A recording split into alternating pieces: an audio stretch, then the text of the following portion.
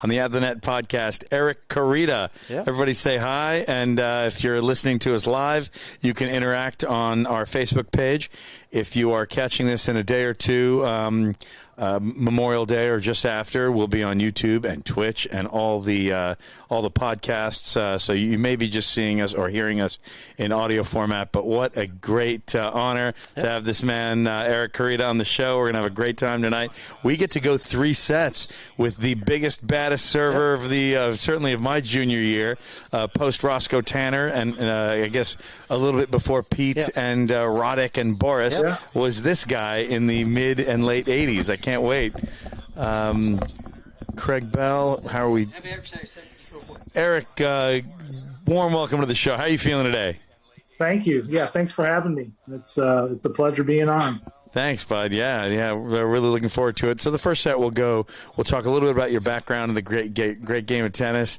We'll go to some current and future projects, very current stuff, which is, kind of business and tennis and some of the things that you do, not just for a living, but for fun. And then at the end, we'll end with the famous Craig Bell's famous fun third set. Yep. I think we are. Can you hear everyone? Okay, he's doing a sound check, making sure that is good. That is he meaning Craig Bell, and then we'll do our sort of mount with the music and the regular intro. I think Eric, if you give us about a minute and a half, we'll get rolling. Yeah, I think good. I do think we're good. Oh, good. On this, I'm just looking at it because I was listening to the sound. I think. Yep. Yeah, we can hear Eric. Okay, yeah. We can hear him now. All right, let's try this again. James Scott Campbell. Let's get it going, right? Hello, you are At the Net. And welcome, friends, to another episode of the At the Net podcast, powered by Tex-Mex Productions. Working the soundboards in the back of the house are our producers, D-Mac and Dave the Brain. Time to say hello to your hosts, Craig Bell and AJ Shabria, as they're about to take us through 3 sets of tennis, talking life and all the news as it seems to them. Ladies and gentlemen, Craig Bell. All right. Deja vu. I think it's deja vu. All right. Is that the word of the night? No. Word of the night is powerful. That's right. Yes. We want to thank Margot Carter once again for the second time for that powerful introduction. This is a powerful one. This is like our guest's tennis game. Oh, yes. Very, very powerful.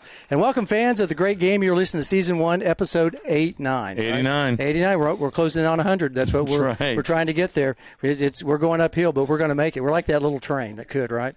We're chugging along. 11 weeks. Join us for the 100th episode. We'll do something special, too. So if at the Net Podcast you found us this evening, we've got AJ Chabria on my left. And Craig Bell on my right. Yep. And we're talking the great game of tennis tonight as it seems to us. Thanks also. A very good thanks go out to our good friends at Tex-Mex Productions. That would be one, Darian D. McBrayer, and especially Dave the Brain, who was helping us get the audio portion up and running. We had a little trouble, and so we apologize for that. But I think we're fine. We're on the soundboards. I'm moving the dials and buttons, kind of, to make us sound good, right? We are real people, and you are co-host and you are producer tonight. Well done, Craig Bell. Thank you. We are up and running, so also be sure to like and follow us on Facebook, YouTube, and Instagram. Plus, check out our good work on Fireside, iHeartRadio, Apple Podcasts, and we said Guga, right, tonight? Guga Podcast? Not Google, but Guga. It's so much more Brazilian and cool to say Guga Podcast. Especially at the French Open rather time, than right? Google, yeah. It's Roland Garros, yeah. All right. Anchor Breaker, Castbox, Overcast, Pocket Cast, Radio Public, and Spotify. Whew. Boy, I get out of breath when I say that, But that's all the golly, I've had that happen a couple of times. Let's not have a follies, of my faux pas right there. But all the important communication sites the kids find popular today, right? That's right. Today. Is that today? We're on. We're on everything. So, and if you'd like to be an At the Net podcast girl like Margot Carter, we have somebody special that's read it, the opening intro, but we're not going to let you know who it is for maybe a couple of days. She's pretty famous, so they'll know when they'll know when they hear it. So we're looking forward to that. And tonight's guest, let's talk about him. This is awesome. He's a powerful guest. He basically was the baddest man in the history of the men's game there for probably a record holder for how many years did you have the biggest and baddest serve? Did you own the title for I want to say probably maybe 10, 15 years, it was a long time. Yeah. A long time. And you broke how many rackets? Did you tell us how many rackets? How many borons? Well, I've broken many rackets, but I used to, with the serves, especially on my first serve, when I break strings, I break 6 or 8 strings across the frame at a time, because we were stringing our rackets back in the day. I think I strung my racket at 82 pounds. So, wow. So a lot different than they're doing now. And this was an oversized Prince boron at 82 pounds. And was it VS gut and VS gut both ways? No, I tried. I think it was Spin Plus, if you remember the old string. But I tried a bunch of different string to see what I could keep in. And I used a hybrid for a while, a Kevlar hybrid, I think that Agassi was using, and I just couldn't get any feel. And then I went to Technofiber, and Technofiber was really, it kind of frayed like gut, so it played a little bit more like gut. But you had to, stringing a lot of rackets when you're breaking a lot of strings. So I'm sure. It's crazy. You didn't ever use any Pro Blend? I thought you might be doing some Pro Blend. No, I didn't really like the Pro Blend. It felt too dead to me. I really liked, something else that I could get a little bit better feel with. Yeah. I know it's tough to think about feel at 82 pounds. you still got to figure that out. Right. Many years ago. So folks at home, Eric is the man on the poster that we all remember that we all had. 140 mile an hour, the Prince of Tennis, and here he is live on our show. This is awesome. Yeah, we're glad to have Eric. Eric, welcome to the At the Net podcast. Thanks for having me. Former All-American, college All-American, SMU. I did wear my red and blue, kind of my Mustang red and Mustang blue, and AJ did too. So go Ponies, right? Pony. That's right. Ponies and USA Memorial Day. Yes, that's so correct. A little thanks and praise to our country. Yeah, no, that's a special weekend. So shout out to all the veterans that helped. Keep us safe, and so we can do stuff like this. It's a great country we live in. So. Sure is. Thank you. But Eric, we were talking on the first version. I asked him a question, so I want him to replay the story about doing butts up. Because I can't imagine standing in front of Eric, letting him serve straight at you, and that's a game that.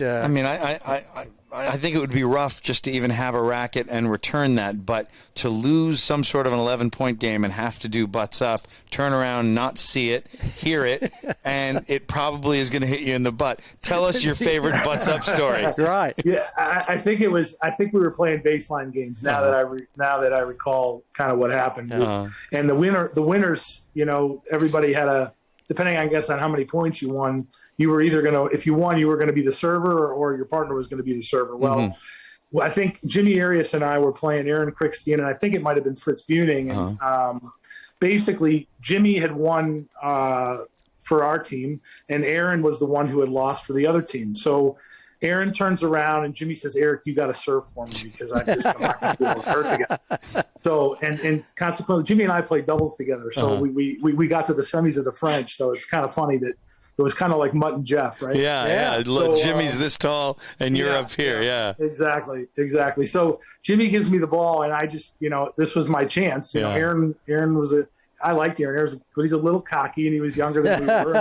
Coming on a tour, and he was showing everybody how good he was. So just a wee bit. I had my chance to do hit a bomb, and he bends over and puts his racket, between his legs, and I hit a serve as hard as I could, and I hit him in the wrong spot. Oh, wow.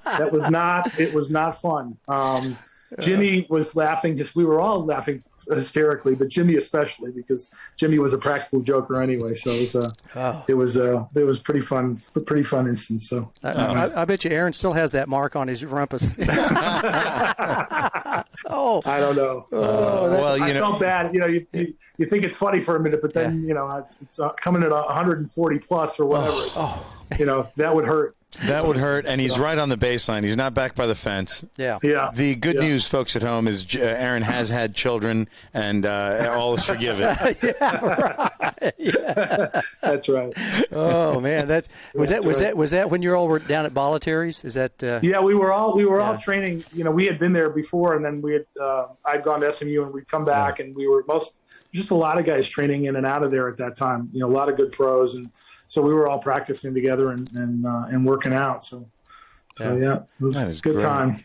Well, Eric, let's get right to the first set. Tell us about your background in the great game, growing up in Chicago and then playing college, elite level junior tennis, then college tennis, and then making it to the big tour, as you mentioned at Bollettieri's too. Yeah, I grew up in Chicago, came out of the indoor and really I don't know if you're familiar with Alan Schwartz, who ran Midtown Tennis Club. Yeah, there was a lot of good tennis in those days. And, Jerry Carson, Steve Wild, Rod Schroeder, I had a bunch of different coaches. My first coach was Nick Baroni. And I don't know, Nick had a son who played, I think, at Mississippi State, but he was the one who really showed me, my serve, per se, I guess, is how to serve. And I was pretty athletic. I mean, I played a little baseball and football, so I could always throw really well. And serving is basically throwing for the most part. So, but he taught me the mechanics, and I give him a lot of credit for, kind of helping me with my serve in many ways. But played through the juniors, did well, in the 12s, 14s, 16s, and 18s, was pretty much in the top 10, I think, my second year of each age division. Maybe one year I wasn't. Then made the Junior Davis Cup team, and then played at college for SMU. Loved SMU, and Nick Bollettieri was my coach. Obviously, when I moved to Bollettieri's when I was 16, so we were the first academy, basically. It was crazy. We lived at the Colony Beach and Tennis Resort for about 6 months, and then Nick bought a small motel, and we would all get bussed over to the motel, and lots of great stories from all that. But it was great. One of the main things I did, I guess I moved to Florida because there were a lot of great players coming from all over the country. It was it was a great place to play in Chicago. We had good coaches, but it was tough to play, hours all day, play tennis all day if you could.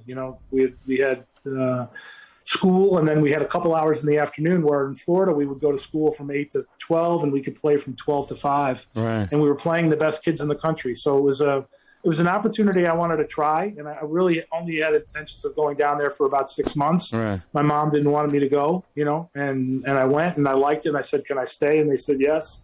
So, that's kind of what put me on the map or on the right track to get to college. And then I chose SMU basically because of Dennis Ralston. I wanted to be with a coach who had played, and Nick said, there's a couple real good coaches I would suggest you, potentially go with, but I really liked Dennis because of, obviously his background. He was Chris Everett's coach, I think, at the time, and he was the Davis Cup captain, played Davis Cup. He was a Wimbledon finalist, I believe, and just a good player and really knew the game well. So that was the reason I went to SMU. Yeah, and, I'm just a few years younger than you, and when I think of Ralston, that is tennis royalty, Hall of Famer.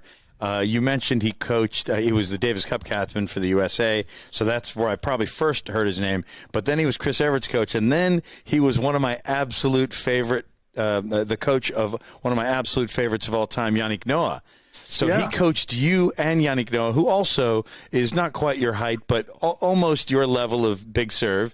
And you must have. Let me ask you this: was Dennis coaching those people then SMU, or SMU then Noah? No, he coached at SMU really solely. He had still worked with a few pros on the side during SMU, but for the most part, he was working with us. And then after I left, Rodney Harmon turned pro, I think, the year before I did, possibly, and then I turned, and then Dennis went back and started coaching with. I think it was Noah maybe a few years later. Right. I think it was later. Yeah, that makes a little sense. bit later. So, yeah. So you were teammates with Rodney Harmon. Yeah, we had a really good team. I mean, we were 2 in the country. We lost in the finals to Stanford, and it was really Rodney and I both didn't play well. I played 2 that year, a little bit of 1 and 2 my second year, and we lost to Stanford in the final. Really had the best team the whole year. We should have won, and I felt bad for Dennis really more than anything because I did not play well in the final. Rodney and I were playing doubles. We did not play well, and I don't think Rodney played very well in this match either. So we sort of let him down, unfortunately. But who was that Stanford competing? Was that Tim Mayotte? Stanford. Yeah, Stanford had like Scott Davis and John Letts. Mm-hmm. And I'm trying to think of some of the other guys that were there. They had a very good team. I mean, they were an excellent team. We had really pretty much dominated most of the year. Our team was myself and Rodney and Jerome Vanier and Eric Van Hoff and John Ross and Mark Steislinger. We had a good team, so. Hey, when I have seen Rodney Harmon, Yannick Noah at the U.S. Open, of course, I was probably in 14 and unders, and you were playing the pros. Did Rodney start, or were you one of the reasons Rodney did he was one of the only pros I've ever seen do this. Everybody bounces the ball for serves. He would bounce a ball for returns. Do you remember this? No, I don't. This was like on the returning side when he was returning. Yeah, he would request a ball and have it in his pocket, and here he's returning, and he's bouncing, then he puts it in his pocket, and I'm sure it annoyed some people, but it hit me as the importance of ritual and calm and familiarity on the returning side. And I probably tried it a little bit and annoyed somebody, and I just got to stop doing it. But I thought maybe Rodney picked that up trying to deal with you in practice down here in Dallas. No, I don't remember that. We didn't play each other a lot. We played each other a few times during practices, but we really I don't remember that, unfortunately. But Rodney had a lot of rituals. I mean, he was a ritual guy. Definitely, he did well with that. A lot of the rituals are very important in any sport. And then he became an elite coach. But back to me, slightly fanboying for just another minute here. I believe I saw you twice at the U.S. Open, and you won a few matches. Did you ever play one of your teammates at the Open? And I know you played Yannick Noah a few times at the Open, and I feel like it was always 4 hours, 5 hours. Yeah, I did play Jerome Vanier in the last round, I think, of the qualies. After my the first year. Was this in a tour event or a U.S. Open? I was playing 5 that year, and he was playing 2, and I ended up beating him in 5 in the last round of the qualies to qualify. Wow! And that was for the U.S. Open. Kind of a unique thing. And then I got to the third round and lost to Noah in 5, and it was 5. One of those forever matches on CBS. One of those deals that just went on and on and on forever. And then happened to do the same thing the following year. Actually, I won 2 rounds and got him again, and I ended up losing in 4 sets.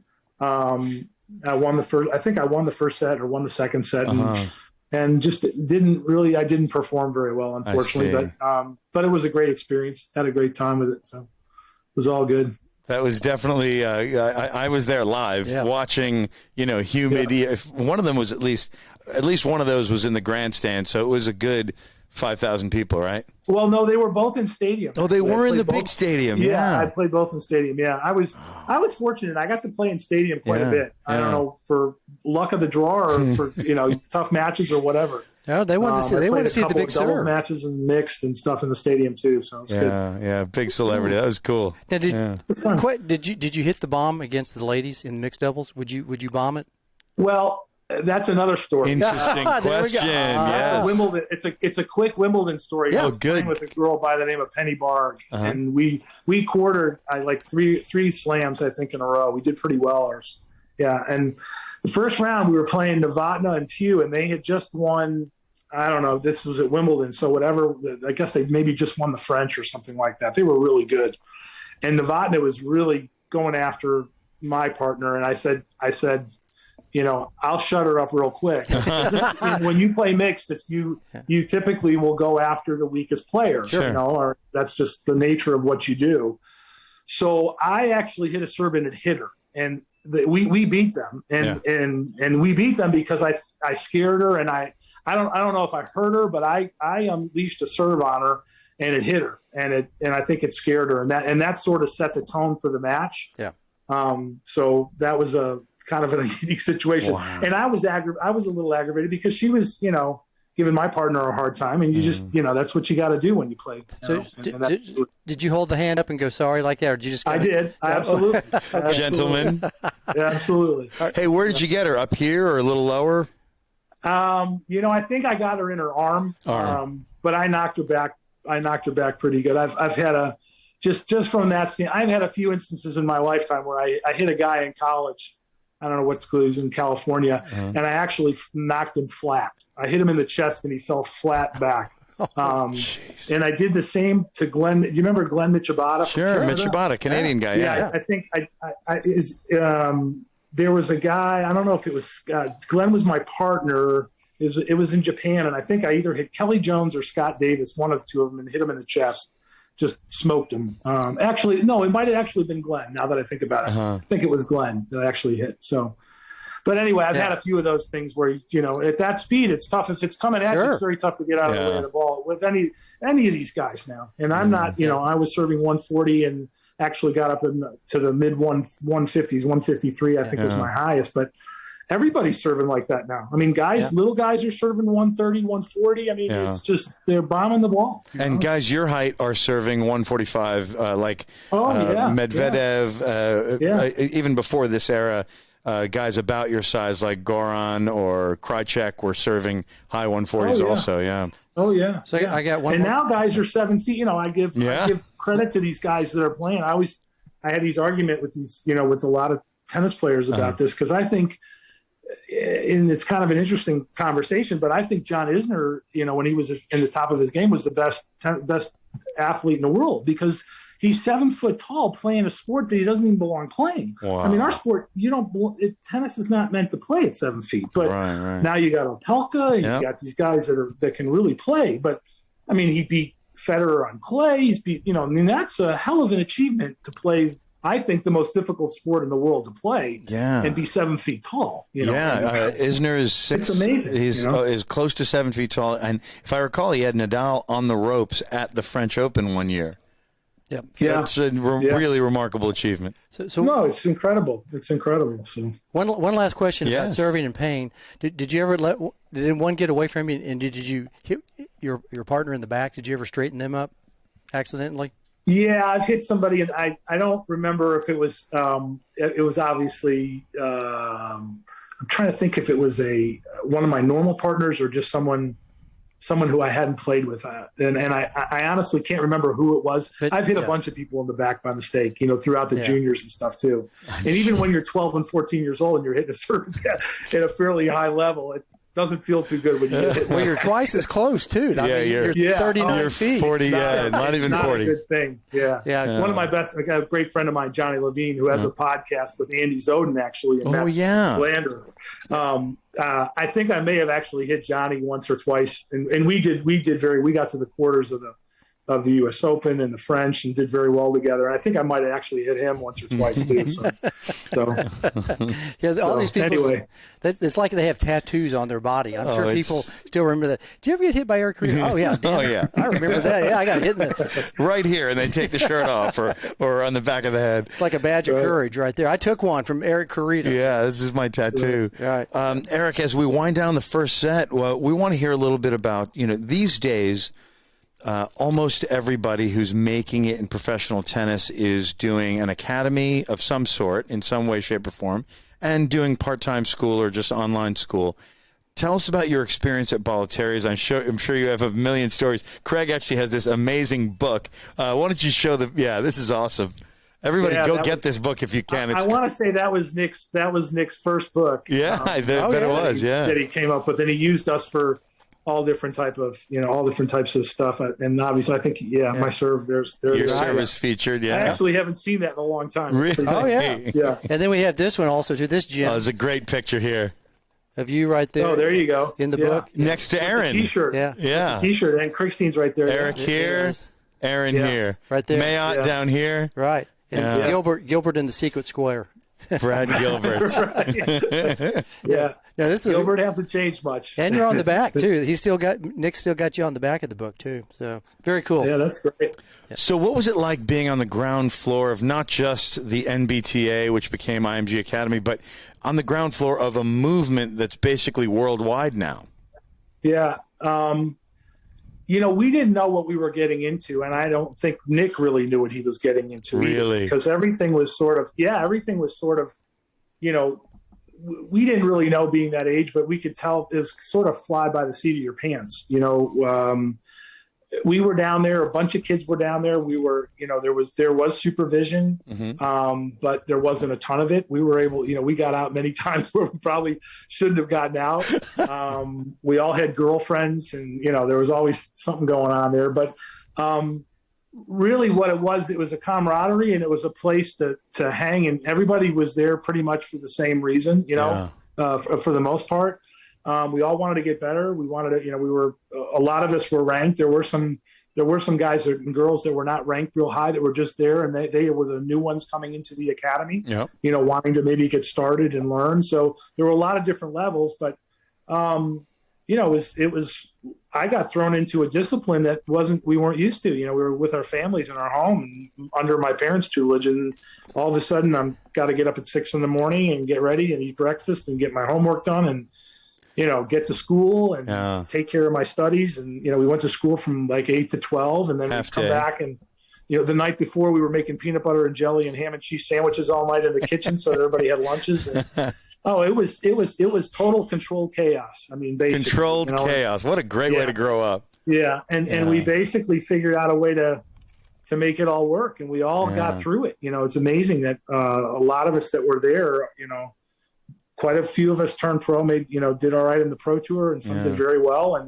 and then moved on. But it was a great learning experience. And Nick was learning at the same time too. He was using all of us really. I mean, Nick was probably for sure the best motivator I have ever had in my life. No question, by far.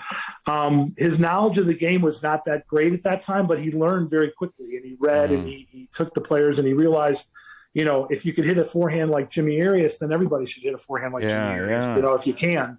And if you could serve like me, or how do you do that? He used to have us go around and actually show some of the kids of how to do certain things. I was big on being very loose and wrist and all that kind of stuff. And there wasn't a lot of people didn't understand the serve because it's complex. It's one of the more difficult things to teach and to do well. That actually leads into a great question from us, but also, in fact, you and I got to talk a little bit about this a few years ago and a couple weeks ago at dinner, and we're talking about the snake and how loose you are. Of course, you're this tall. Of course, you're very, very strong, but there are a lot of people who have that who can't even hit 110.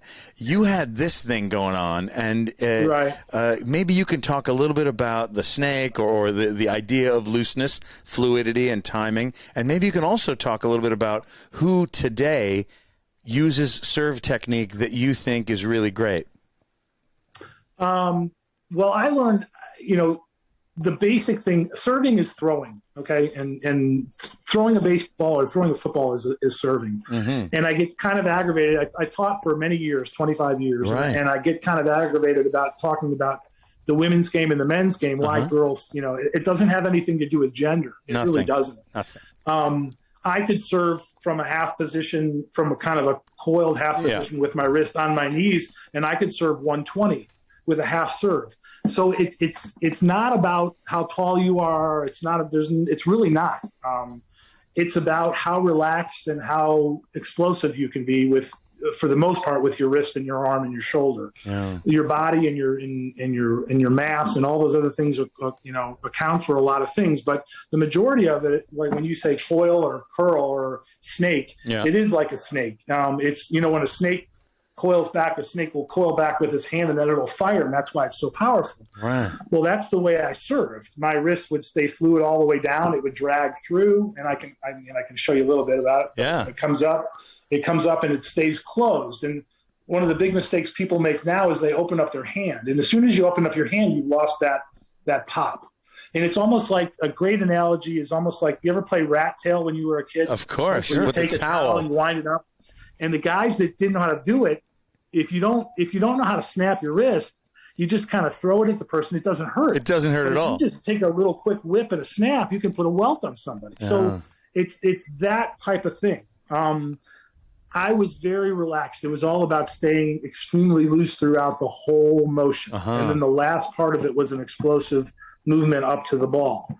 And it's like a great pitcher. Pitchers don't get you if you're tight in anything starting from your hand, because your hand, as soon as you squeeze your hand, your forearm gets tight, your elbow gets tight, your shoulder gets tight.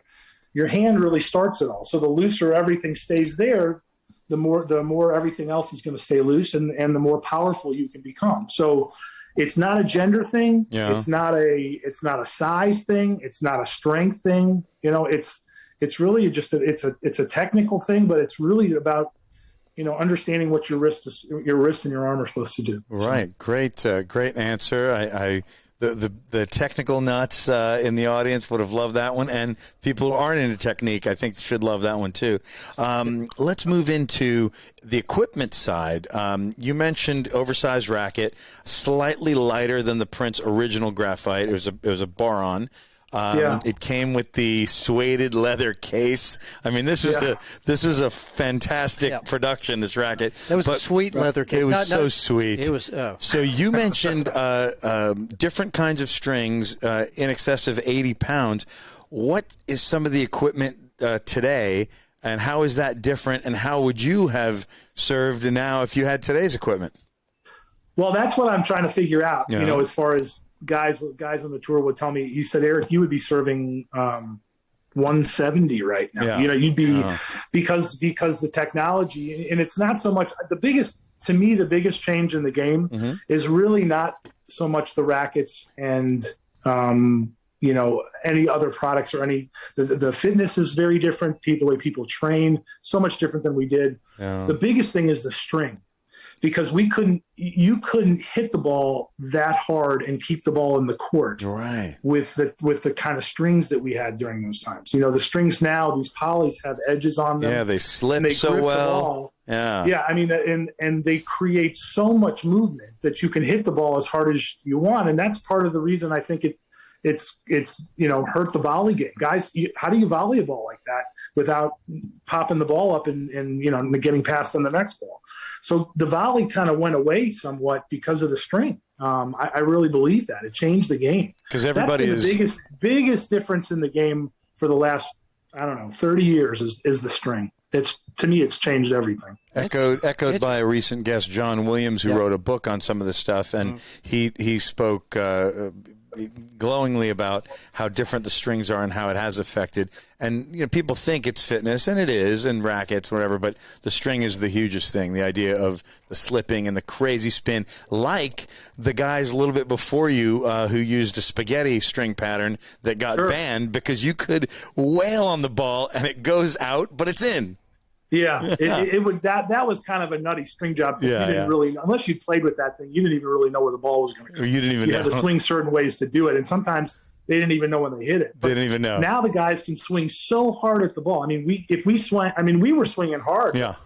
There's no way to keep the ball in the court. I don't care what kind of spin you put on it. You couldn't do that, and these guys can do it consistently, and they can take balls because of the edges. They can take angles that we didn't even know how to create an angle, going back diagonally to the corner, hitting across. It was inhumanly possible to do it. Yeah. And they can do it based on, obviously that has to do with technique as well, but it's the way they can grab the ball with the strings. It's changed. Again, I think it's changed everything. And even big, strong guys like you or Noah would be dragged off the court, and you would make a smart slice or a controlled dip. And now guys like Rafa Nadal are ripping that ball, and it's somehow finding the court. Oh, it's impossible to cover the net. I mean, you can't cover the net like that anymore, like we would cover the net. There was only so much angle that you had to cover, and everything was somewhat predictable. Yeah. But now it's impossible what they can do. I mean, it's incredible. So you wouldn't say Blue Star, Victor Stay Tight, Leona 66. They wouldn't match up to today's standards, right? What you're saying? even Technofiber The Answer or Technofiber 515, which you probably use. Yeah. Even that doesn't stack up. No, this stuff is crazy. Oh. Some of the string actually has a sharp edge. If you've seen some of the strings, actually have sharp edges. They just rip the tar out of the ball. They just destroy the felt and destroy the ball, and it's it's amazing what these guys I just can do. remember with the Blue ball. Star. You could string that as tight as you wanted to, and it'd come out. It'd be like 10 pounds. That stuff was awful. For me, Victor, I always joke about having majored in business and marketing and all that. My first lesson in marketing was as a 14-year-old. Victor, stay tight. Yeah. They're calling it stay tight, and I put it in at 60, and within 2 hours of tennis, it's at 40. Right. That stuff was the most nonsense BS marketing you've ever seen. And I'm like, so this is like the shampoo, rinse and repeat. It's pure marketing. There's no way. But it had a cool twist on it. No thanks. Total nonsense. People at Victor, CEO of Victor 1982. Sorry, bro, I just busted everything. Right. Sorry. That's right. Man. That's right. Hey, one more question from the fans. We're talking about the Academy days. One of our listeners is asking, who was your biggest win when you were at the Academy playing professional tennis? Well, I had some good wins. I beat Edberg. I beat Johan Kriek. I beat Mayat. I beat Krickstein. Yep. And some of these guys I beat. Kriek was 5 in the world when I beat him. Mayat was 10 in the world when I beat him. Mm-hmm. So I mean, I've beaten some good players. In doubles, I've beaten most of the guys that played. Some of the top players, guys that won the slams. Yeah. Sherwood Stewart and Mark Edmondson and Pugh and Leach. And so, I mean, I've beaten a lot of those guys, and I've had a lot of good wins throughout my career in tennis. I didn't get a chance to play singles as much. We didn't have protected rankings at that time. And I played my first year, I got up in the 40s, and then I got hurt. And it was during the time when I had such a good summer the year before. And I was really hurt the whole summer. I'd hurt my wrist at Wimbledon, and we didn't have protected rankings. So my ranking, went from 40 in the world down to like 150, and sort of had to start all over. And when sometimes that happens, for me, that was hard because I wasn't, I wasn't a true mature pro at that time. I was still a kid, and I didn't understand, all the disciplines, and wasn't taking it seriously enough, and ended up starting to play more doubles and started doing really well in doubles, got up to like 30 in the world. And then when you're playing doubles and you're winning, and then you're trying to get back into singles, you got to play qualies or you can't get into qualies. And so it was kind of a catch-22 a little bit for me as well, during that time. So it's funny you say that you were just a kid. How old are we talking about when you felt like you were just a kid in there with tour players? And you mentioned some guys who were older than you, like Edmondson, like Stewart. I mean, these guys were grown men with beards.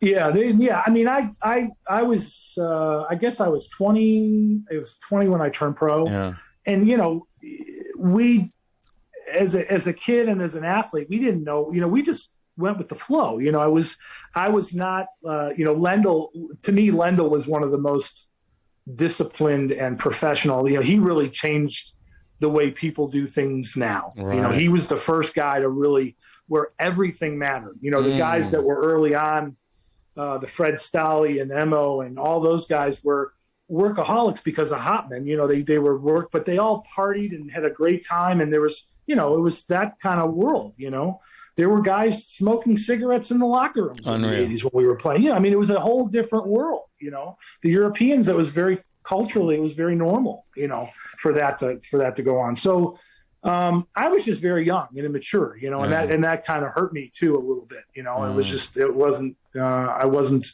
the most disciplined person, all the time with it. So I imagine there's some guys. I learned. It was good. I imaged there's some guys smoking some other stuff also too, besides cigarettes. It was the 80s, right? Just a thought. It just went right over, and I thought, hey, I might mention that. There's probably a few guys, right? That was not really me very much. I was, I played and I had my guitar with me all the time. Right. I was, and I joke about this, but it's kind of true. I was. Would you want to be a professional tennis player or a rock star? Well, I got a chance to sing in a couple of benefits we did with Michael McDonald and REO Speedwagon and Little River Band. And there's nothing like being in front of 10,000 people wanting to rip your clothes off, right? Singing in front of, there's no big, I don't know why people need drugs. There's no drug needed. Yeah. And playing at the U.S. Open on center court or Wimbledon center court was amazing. But I'll tell you, I'm not sure it holds a candle to being on stage in front of 10, 15,000 people. I can see keys being thrown at you also too, and keys and undergarments that maybe that we won't mention from certain females that the males probably weren't throwing. No, stuff. it was a lot of fun. I had some really cool experiences that way, so it was really neat. Let's get back to rock and roll in about 1 minute, but I want to ask you, this is coming from, guys my age who spent time at Bollettieri's, and we know some of these guys won slams. I'm friends with some of these cats, and they tell me that Eric was married pretty early, and sometimes your wife would like give you a haircut at the academy. What's that like to be that grown up? And then guys my age are like, "Oh my god." She probably did. I got married very young. Yeah. I fell in love with a girl that I met at SMU, and we are still married 35 years later. Amazing. And we have 3 kids, and everything's great. And but I really I really wanted to be with someone at that time. Yeah. So, in the tennis world, when you're doing well, it's great. When you're not doing well, it's very lonely. Oh, yeah. And you rely on your friends. And if you have a spouse, you rely on your spouse to keep you, grounded and keep you going. So, because we got married when I was 21. So incredible. Yeah. And she was probably same age or similar? She's a year older, a year and a half older than I am. Yeah. She went to SMU as well. Well, congrats on older woman by 1 year.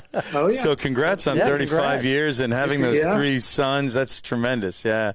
Yeah. Well, I've got 2 boys and a girl. Oh, dude, one of them's a daughter. Sorry. Yeah. Yeah. 2 boys and a girl. Well, let's get back to rock and roll for a quick moment because we're passionate about music. And one of the highlights of my past month was to sit next to you, and you're playing a Traveler guitar really, really well. You are a mountain of a man with a big voice, but you can go ABBA, Bee Gees, really, really accurately and on key.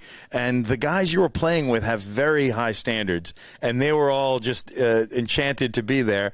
I want you to tell me a little bit about your group and your era and guys like, you mentioned you got to sing with Michael McDonald, also a falsetto guy, REO Speedwagon. Yeah. How about the guys you played tennis with, like Mats, who became a pretty good guitar player, Johnny Mack, Yannick Noah, who's probably as famous as a pop star, at least in Europe, as he is as 1983 French Open champ. But all these guys who are Bryan brothers, a bit younger than us, but there's a massive history of tennis and rock and roll. Talk a little bit about that. Yeah, well, if you're a tennis player, a professional tennis player, you want to be a rock and roll guy. And if you're a rock and roll guy, you want to be a tennis player. So it's just, I don't know what it is, but we did a benefit for a friend of ours, Butch Waltz, who had cancer when he was very young. And it started kind of a movement for 3 or 4 years where there was a group that first year, I think they did it in Atlanta. I didn't get to go to that. But the second year they did it in San Diego. And it was about getting together and, to help raise money for the cause, but also to get together with a bunch of rock and roll guys and a bunch of tennis players and teach them tennis. And they were teaching us some other stuff. And, you get a few hours or a day or so to have a different life. It's pretty cool. Yeah. So we got to do that. And I always brought, back in those days, I had a few friends of mine that, during Wimbledon one year, John hadn't started playing guitar. And a friend of mine said, let's go over to John's flat and we'll go play some guitar because he wants to learn how to play some stuff. And I was more of an acoustic guy, more of a singer, songwriter initially kind of guy. I loved rock and roll, but that's the stuff I love to sing. I'm a James Taylor nut, and Joni Mitchell. I love Christopher Cross. I love all different types of music. I'm a big Alison Krauss fan, but I also like the '80s Journey and Foreigner and all that kind of stuff, and I like Led Zeppelin. Yeah, a variety of different stuff. Yeah, love the Beatles. If you grew up in the suburbs in the '80s, you were issued Journey, Foreigner, Van Halen, all that music. Yeah, we were all absolutely. Yeah. So at Wimbledon, I started. John really wasn't playing guitar, and I started to show him a few things on guitar. And this is when he was married to Tatum O'Neal at the time, And then the following year, we actually, because it would rain so much at Wimbledon, we would rent a studio, believe it or not. Really? You're competing? A guy by the name of Craig Wittes and Carlos Kiermeier and John and Drew Gitlin. There was just a bunch, actually an old SMU guy, Drew Gitlin. Yeah. And Tommy Kane. There was just a bunch of different guys that could play a little bit. Some could play the guitar, some could play the piano. and we would just spend, if there was a rainy day or two, we'd go rent the studio for 4 or 5 hours and just kind of hang out. So we had some good times. Mats was not really playing guitar at that time. None of those guys really got into it until later, and then they became very good. Noah's I think a very accomplished musician. The guy by the name of Ronald Agenor. Oh yeah, Haitian. Extremely accomplished musician. There's some very good musicians, and it's a way to keep yourself sane on the tennis tour. And it's just it was a great thing. But I always loved to sing, and I'd love to sing everything. I used to do a little karaoke gig every once in a while when I was teaching at a country club in Little Rock. For people would hire me to do it because I could basically carry it and sing whatever anybody wanted to sing. So, if they were singing like just complete garbage, I'd kind of come in there and they'd make them sound somewhat decent, or whatever. So anyway, it was a lot of fun. That is tremendous. And I've always loved to do it. So did you start picking up music at an early age, like when you were in Chicago, or did you around Florida at Bollettieri? Well, I was introduced, my dad introduced me to Carole King, Elton John, James Taylor, Crosby, Stills, Nash and Young, Bob Dylan. And I got a Bob Dylan story too. But so I always just love to copy people. So and I'm self-taught. I learned a little bit of Suzuki piano, which is basically learning how to not read music, but just to play and understand, where things are. So I had a sense of it and I was able to pick stuff up, but I love music. And I used to play my records over and over and over again. And I used to love to copy anything I could copy. So I would copy Earth, Wind and Fire, the real high parts of Shining Star, all these other songs, and do the screams and all that kind of stuff. So, and I was able to, somewhat carry a tune. So it was unique to see someone 6'5" singing like, Tiny Tim, right? Amazing. or the ladies from ABBA, which blew me away. Yeah. So amazing. It's a lot of fun. Hey, tell us about Carlos Kiermeier, because you mentioned Suzuki method, which I feel is related a bit to how a lot of us learn tennis. Kiermeier was, of course, like you, an accomplished musician, a great, beautiful, amazing tennis player also. He ended up, like you did, coaching for 25 years at one of the top country clubs in America. He went the academy route, am I right, down in Brazil? Yeah, I think he's got an academy. I haven't spoken to him in many years.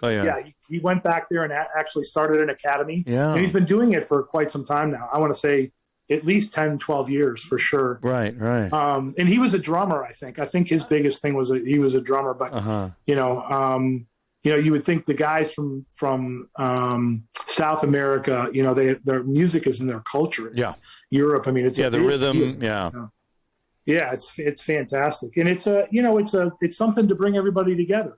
Tennis is very, I'm out to beat you and you're out to beat me, and it's and then if you lose or you win, then it's over, and you can try to become friends. But that music just takes you to a different level, and I get lost in it sometimes. I mean, I'll sit and play for an hour, and later I'm 6 hours later, and I forgot what happened. So it's fun, and I'm just doodling around and playing whatever I can remember or learn or figure out, Yeah. So it's all good. We've got a really fun question from a guy who's a tennis professional, Nick Smith, but he's also a remarkable music fan, and he's asking about Tommy Emmanuel. Tommy Emmanuel. And Rhett Butler, another one, Rhett Butler. How do you feel about Tommy Emmanuel and Rhett Butler? Tommy Emmanuel's talented guy. I'm a big I don't that music in his stuff I didn't listen to a ton. I was a big Steely Dan fan. Oh yeah. Big that band, and they've had all different types of musicians in that band, and that band is, if you see the documentaries and read up on these guys, they were perfectionists and everything, the nuances of everything. And that's the difference I think in music now too, is that you had to be a musician years ago. Now you can get an iPad and GarageBand and figure out and make a song in 15 minutes and sound like you're unbelievable. So, and it's an amazing talent, and I think it's incredible. But I really respect the John Mayers, who can do just incredible stuff, and some of these blues guys that are just incredible, and people like Nora Jones, the piano people, the women and the guys in the piano. I'm a big Bruce Hornsby fan too. Pianist. And stuff like that. Anyway, it's just that's changed a lot too. It's almost like the computer has made the musician. It's like the same thing with the string. The computer is like the string, to some degree.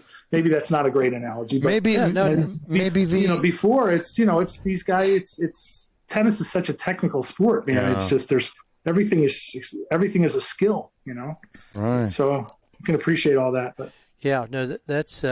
What about like Jerry Reed? Were you a Jerry Reed fan? Because that guy was an unbelievable guitarist. Did you ever listen? He was great. Yeah, Glenn Campbell, Jerry. Yes, these guys were they were amazing, amazing musicians. They were like Chet Atkins. Unbelievable. Yeah, you might think they were just known as country bumpkins, but they really weren't. No, they were incredible musicians. Incredible. Glenn Campbell was on the Wrecking Crew. He was phenomenal. Those guys were they were just they played on everything from the Monkees to the Beach Boys to Boz Scaggs. These guys played on everything. That's all they did in Los Angeles when that era was going on. So I have a lot of respect for great musicians. It's just amazing. Speaking of great musicians, Craig's got a fun one from a recent guest, Fred Viancos. Yeah, Freddie V. Oh, yeah. What's Fred's asking? Well, he's asking, he goes, Big E, are you still playing Ovations? I am. That's a kind of interesting story. I got some ovations from Kevin Cronin, Mario Speedwagon, because I used to stay with him during the tournament, and I would give him rackets, and he would give me a few guitars, and I got to travel with them a little bit and go into the studio. Yeah. So I have some of those. I have some older guitars now. I have some. I have I'm not too old of a Taylor. I have a T5 Taylor, and I have a Les Paul, and I have a couple of old National guitars. National. National. I have it's called a Rezo Electric. It's like from the early '60s. So it's kind of an eclectic little collection. And I'm more of an acoustic guy. When talking to Fred, because I used to bring my guitar, and Fred and I traveled together a little bit on tour. We played doubles together. We had a great time. Playing and traveling together, but the Ovations sounded good because you could plug them in; they would sound good, and they would sound good, without being plugged in. They were just that rounded back bowl was just really nice, and they were very easy to play. They were closer to what an electric guitar would feel like playing as opposed to a regular acoustic. Well, you know what's not incredibly easy to play in tune is those Traveler guitars, and you sounded awesome even with that. Did it sound good? It sounded great. I had just gotten one of those, and it's really a lot of fun. Yeah. It's got a lot of little features on it, and it's very comfortable to play. And it kind of probably looks weird, somebody my size playing this little guitar. It's funny, yeah. It adds to a little conversation. Anyway. Yeah, like if somebody took a picture from far away, they'd be like, "Is that a ukulele? What is that?" Looks like Tiny Tim. It's funny. Well, even our buddy Jeff Coleman said REO Speedwagon. So you had mentioned Kevin Cronin. Yep. You mentioned Kevin, and Jeff coincidentally was the man on the drums when you were playing the guitar, Traveler. Yeah. Right. Yeah. He and Paul are. Paul has played with some great people. Paul's a professional musician. Oh, yeah. He's fantastic, and he plays with a Beatles group. He does the Beatles stuff. He does the Who stuff. The Who. He's in Who's Next. Amazing Who band. Who's Next. Yeah, he's done some great stuff. I really love him. He's a great guy, and Jeff's a great guy. I usually try remarkable guy. Hang with Jeff when I get there. He's a trip. We have a lot of fun together. Always, About a year or a little over a year before COVID, I was kind of happy about having scored the tickets for the Who. And Paul was like, yeah, they invited me backstage. We'll meet up after. I was like, wow. Like Roger and Pete, they think enough of him. And AJC, they're going, hey. Me, you got to pay $300 to get in. With those guys, with Paul, he's backstage. So how many songs are in your catalog? Can you roll out without sheet music and just start rolling? Well, no, I have some stuff I can play, but and it's hard to remember some of that stuff. And now my kids are. I love Maroon 5, right? So I'm trying to learn. I got some Maroon 5 songs I can do, and my kids like the country western, not the country, the like modern country. I love Keith Urban and just a lot of the new country stuff, Morgan Wallace. I like this stuff too, so I can play some of it, and I can just with the internet now, you can get on these sites and they kind of feed you the chords, and if you know enough of the chords and you know the tune. and I pick up on the tunes pretty quickly. Once I sing it a couple times, I can get halfway decent at it, you know? So that's where it helps me it's more fun for me that way, you know? I'm not a lead guy. I wish I was. I got too hooked into singing, you know, and wanting to play chords and accompany myself as opposed to going off on the lead stuff. And I really wish I was better at that stuff. I'm just not very good at it. So. Well, I can see you being the lead singer. Maybe you're just playing rhythm, you know, at the same time. Lead singer, yes. Lead guitar. As far as lead guitar, guy. Right? Yeah, you're just rhythm. No, I love the singing part. It's great, and I love to sing with people that can really sing. I mean, it's just so much fun. So, who are your frontmen like? Who's your favorite frontman out there? Who would you be like? Oh my gosh! I could see you with the leather pants on. You know, the tight You know, as a front guy, I don't know. That's a very interesting question. No, I know. That's why I ask. It's a damn good question. It's a great one. I mean, there's you take me in one time. You know, I might be wanting to be Axl Rose, and then another time I just want to be. I don't know, like a James Taylor, just hanging out and just singing. And then, I'll go a lot of different directions. I've never been asked that question, but that's a pretty right. No, I think it just depends on my mood, you know. Will you, Mick? I'm not the most active guy as a stage guy. I'm not a Mick Jagger or somebody who's going to run around the stage, or a David Lee Roth or everybody like that, you know. But anyway. It's a lot of fun. I mean, with that video, you know, you were just kind of strumming the sixth string there. Yeah. And I thought, I want to see him get up and start he's amazing. throwing a couple of high kicks up there, start moving around like Mick, just look like a chicken on steroids, you know, kind of like. Or we'll reach into my tennis bag from the 90s and get all the bandanas if he wants to do the Axl Rose look. Yeah, put a couple on your wrist, you know, I mean, and the beads and all that kind of stuff. I could see that. Yeah. Right. Oh, that's funny. Fun stuff. Guys, let's go to the second set. I want to talk about. Sorry, we aren't in the second set. This was all tennis and this background. Is third set. Oh. This is You just went into the third for a moment, which I love. But let's go second set here. This is where we'd like to talk about current and future projects and trends that you're seeing. Pre-show banter, we talked a little bit about how there's a bit of a global. Everybody talks about the global pandemic, and why don't we talk about the global tennis ball shortage and how your company has been doing great things anyway like this, but how your company is serving so many people. Tell us about Rebounces and all your current and future projects. Yeah. Well, we started Rebounces, I guess it's been now 11 years ago. Yeah. We came up with a guy, when I was getting out of teaching, there was a guy in Arkansas that figured out a way to put the air back in a tennis ball, which has been tried since the 70s. Yeah.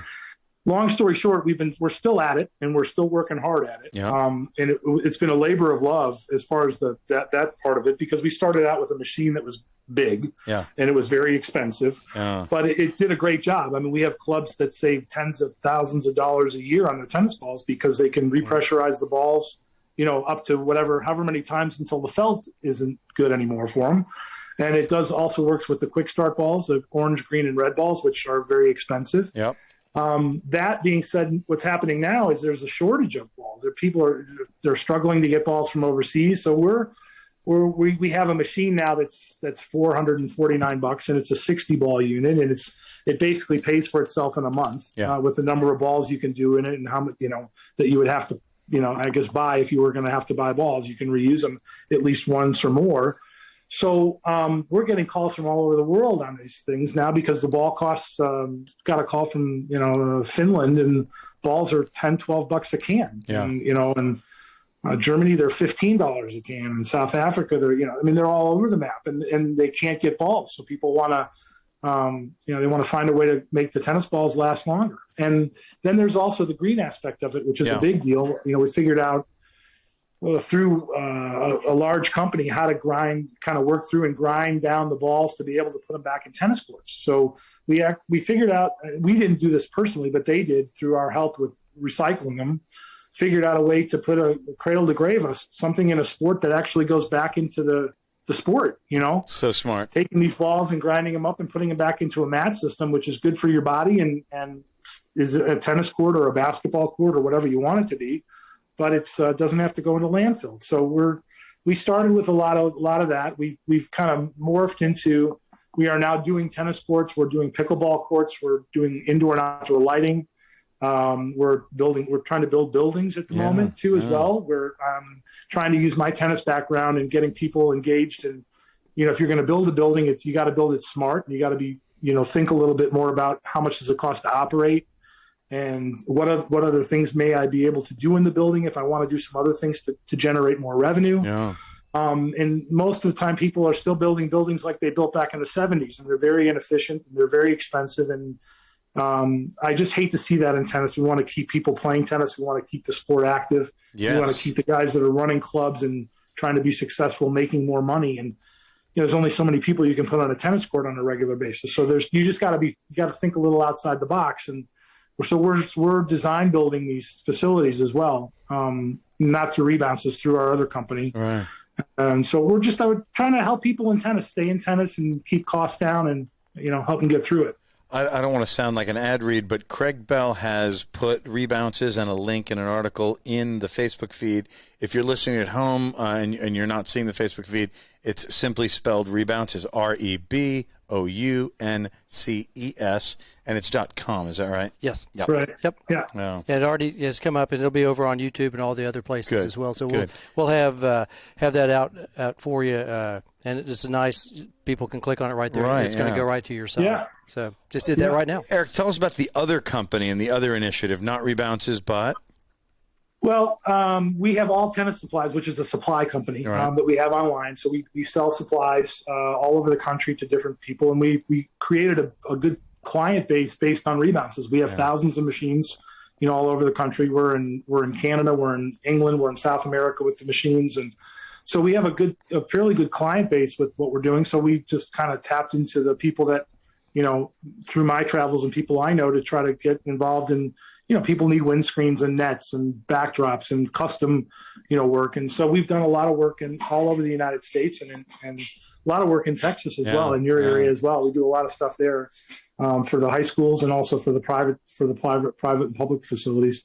And then CBE Tennis Inc., which is just our building company. We are now getting involved in. We do a lot of resurfacing, and we're doing club makeovers, and we're now getting into buildings where we're design building buildings with a large company. We found a building that's very efficient. We built a building in Arkansas that each tennis court, it's about $2 an hour to run the tennis court, and it's 100. It can be 105 in Arkansas in the summertime, and that building is about 72 degrees with the fan system. But the R value in the building it's incredibly efficient, and in the wintertime when it's in the 20s and 30s, it's like in the 60s in the building, and high 50s and 60s. So you can operate the building with LED lighting systems and fans now for a couple bucks an hour per court. So now you've got a way to really make some money. And that's the biggest thing with people wanting to, it's the biggest thing in tennis, it's just, you can sometimes get a lot of money, $4 or $5 million to build a facility, but then if it costs you a fortune to run it, you can't make it work. So that's where sort of we come in and I come in, is help design, build, and help people understand what to do. Tremendous. As we look to the future, you mentioned tennis, but also sports courts, service for basketball, pickleball, all that. What do you see as the future of this industry? And when I say this industry, not just tennis, but general and your industry. Well, I think with COVID, it's changed. If you guys, I'm sure Craig's had a lot of people playing tennis since COVID. All you guys have. This whole area, tennis has blown up. And, we need to embrace pickleball as a viable thing because it keeps people playing, it keeps people active. It is a racket sport. I know it isn't tennis, but it also helps, generate revenue and get people engaged in your tennis program at times maybe where a lot of people are not playing tennis. It's dead time during that time. Plus, it's a lot of fun. It's really active. You can play at all different levels. Tennis is, if we're both a good player, but you're twice as good as I am, we're not going to have a lot of fun playing tennis. But in pickleball, you can. So I'm trying to get tennis people, and this is maybe I am preaching, I don't know, but I'm trying to get tennis people to understand that it's great to have a tennis club and you want to have a tennis club. Yeah. But if you can pull your nets down and put up 2 soccer goals or a basketball court and bring in 75 people for a weekend or an hour, or take your nets down and pull your curtains back because of the way the building's designed and put a wedding in there, you can make money. Okay. And you can still have all the tennis you want. And I think that's what people need to be thinking about, I'm all about the tennis, and I think it's fantastic. But you got to be thinking about other things that can help you, grow your business as well. And that all has to do with design and understanding, what you need. So. Smart, agile businessman. That was good stuff. Doing a lot of stuff here lately. You're staying pretty busy, I would imagine. Yeah, right now we're a little nuts right now. Yeah. Between me moving, the guys on the road doing courts, and we're trying to pull together other projects. We're getting, a lot of calls. It's amazing. These country clubs are big, and I'm sure they're big in your area, but people are, they can play golf, they can play tennis. Now people are getting back into it. Clubs are looking at how do I keep these tennis people so active, because now tennis is doing well. The sun's getting hotter. Global, things are changing. They want to get out of the sun, so they're thinking about indoor. And then how can we create more activities? Yeah. So there's just a lot of that going on right now. It's kind of crazy, but it's all good. It's all good for tennis is our main thing. It's all good for tennis. So. Very, very impressive stuff, pleased. Eric. So once again, that's rebounces.com. And Craig, is it time to go to third set with this man? Yeah, we can. Or do we want to talk any French Open, or do we want to go? Let's touch on the French Open now as a transition right to the third. Yep. Okay. Eric, as a guy who's played and gone deep to the second week in a lot of these slams, tell us who do you like in the women's draw and the men's draw? And if you want to talk about doubles too, we're always loving doubles too. Well, what's going on with the French Open? What do you see? I don't know. I'm not sure who's healthy. Is Nadal healthy right now? Is he still back. favored in? Yeah. Yeah. I mean, he and Djokovic, and I know, you've got Zverev and some of these other guys that are there. Yep. I'm a huge Fed fan. I don't think he's got it in him on the clay. But I would say it's going to be Nadal or Djokovic. That's what I would guess. And what's funny is because of the way the rankings shook out, Medvedev is down at the bottom half, and Joker and Rafa are in the top half together, and they will meet in the semifinal. I believe Joker has Fed if Fed gets to the quarterfinals, that could be a quarterfinal. But basically, it's going to be somebody at the bottom half who has never won a slam, i.e. Tsitsipas, Zverev, would be, maybe you'd think, are the contenders down there. El Grupo of Death, as they say in soccer The group terms. of death is the top, yeah. The top half. El Grupo de Death. Yeah. How do you say that, Rafa? Yeah. You say El Grupo? Well, Craig Bell, how can I correct you on the Spanish? No, you have the accent. No, I bow to your greatness, Craig. No. Well, how do you feel? Do you feel good? I'm feeling good. No, they built a statue for me. No, it's a big honor. I got to warm up with the women's champion, Iga. Yeah. So I feel very, very prepared. Everybody else is much, much better than me, but I'm going to try hard, no? Right. I'm going to be humble, no? Right, exactly. I haven't followed Serena. Is Serena healthy? Is she healthy or no? I don't know. You never really know. But what I'm seeing and hearing out there is that she's working hard on getting to the net and angling volleys away. And if she's moving, great, she can win with any style. But as she ages, maybe she's got to use a little bit of the close in and use the crazy angles. And she's got it in her. Obviously, she's a big returner, a big server, and she has all those weapons. But as she ages, I'm happy that she's looking at what really, really works against her peers. So hopefully she does that. And speaking of women's draw, what are your thoughts on some of the ones that have won the past two French Opens? That's Iga Swiatek and Ash Barty. Barty, I think could have a chance to win. Yeah. I don't. And the other one I really liked a lot was Osaka. Now, I don't know how she's doing right now. I haven't followed. I really haven't been up on the women's game nor the men's game a whole lot as of late. But that's really. I would love to see Serena win again. I mean, it would be. It's kind of like Tiger Woods winning the Masters. Or whatever kind of a deal. She should and she could. I think she has to shorten the points, and she's got to get to the net. She's got to end some things quickly, take some more chances. But she's definitely there's always a good chance of her winning. She's got a shot at it. So as far as the guys doubles game, I haven't followed much of that. There, so many since the Bryan brothers have gone away. There's been so many different guys that are. I live in Little Rock, and I had lunch with Ryan Harrison the other day, and he just. He won he won the French with a friend of his, out of the blue. They had it's amazing run. There's been so many different teams, and Jack Sock is here. Yeah. A bunch of these guys are here playing the Challengers, trying to get back into it. They've all been hurt.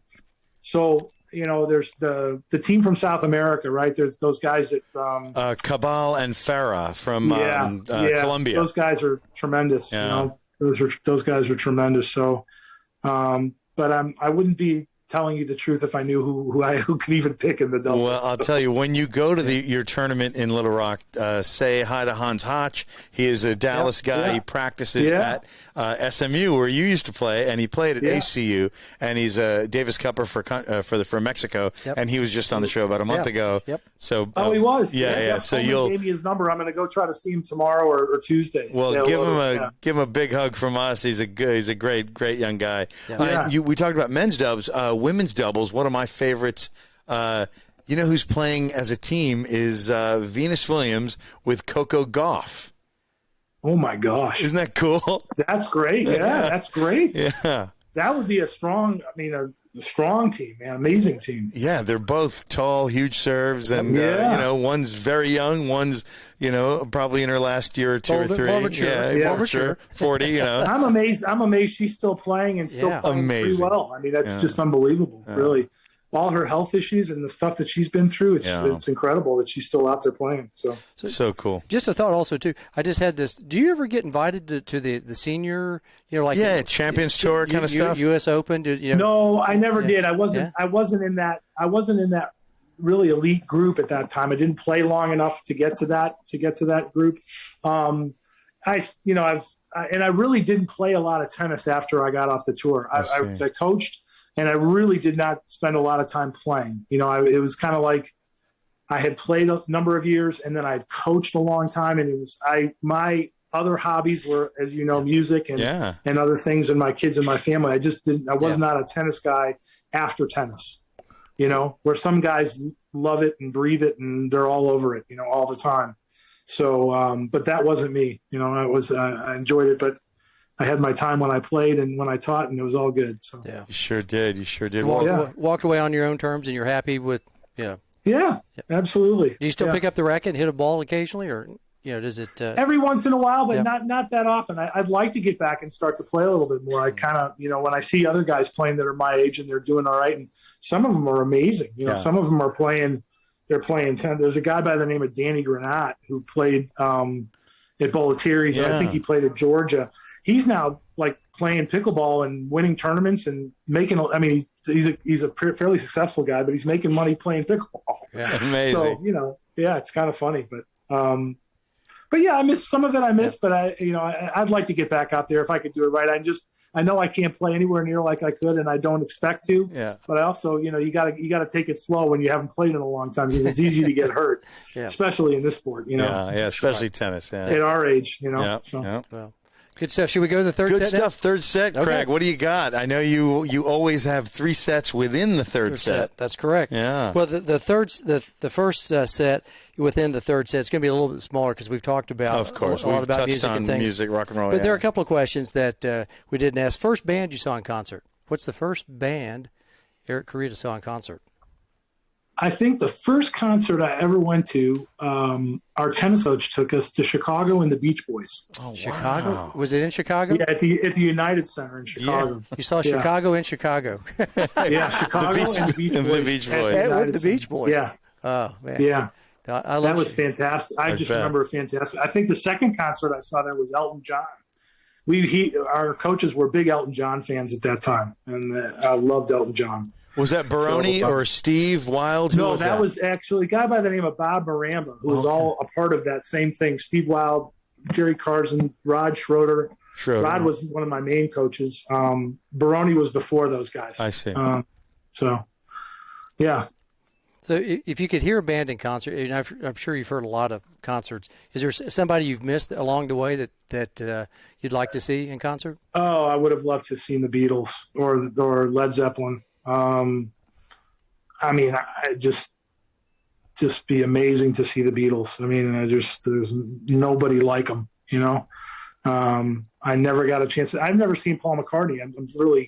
I'm floored I haven't, and I think he's starting to tour again, so I'd like to go see him. You know, I trying to think if there's anybody else that I would just absolutely love to see. But those, you know, some of the bands that just got away from us too early or left us too early for a number of reasons, those are the guys I'd like to see, you know, more than anybody else. So. Did you ever watch Bands Reunited on MTV? That was kind of cool. I thought that was kind of an interesting. They tried to get everybody back together. A couple of people didn't want to get. They didn't want to get together. Did you say Band Reunited? Bands Reunited. Yeah. Don't you remember that show? It was about 20 years ago, 15 years ago.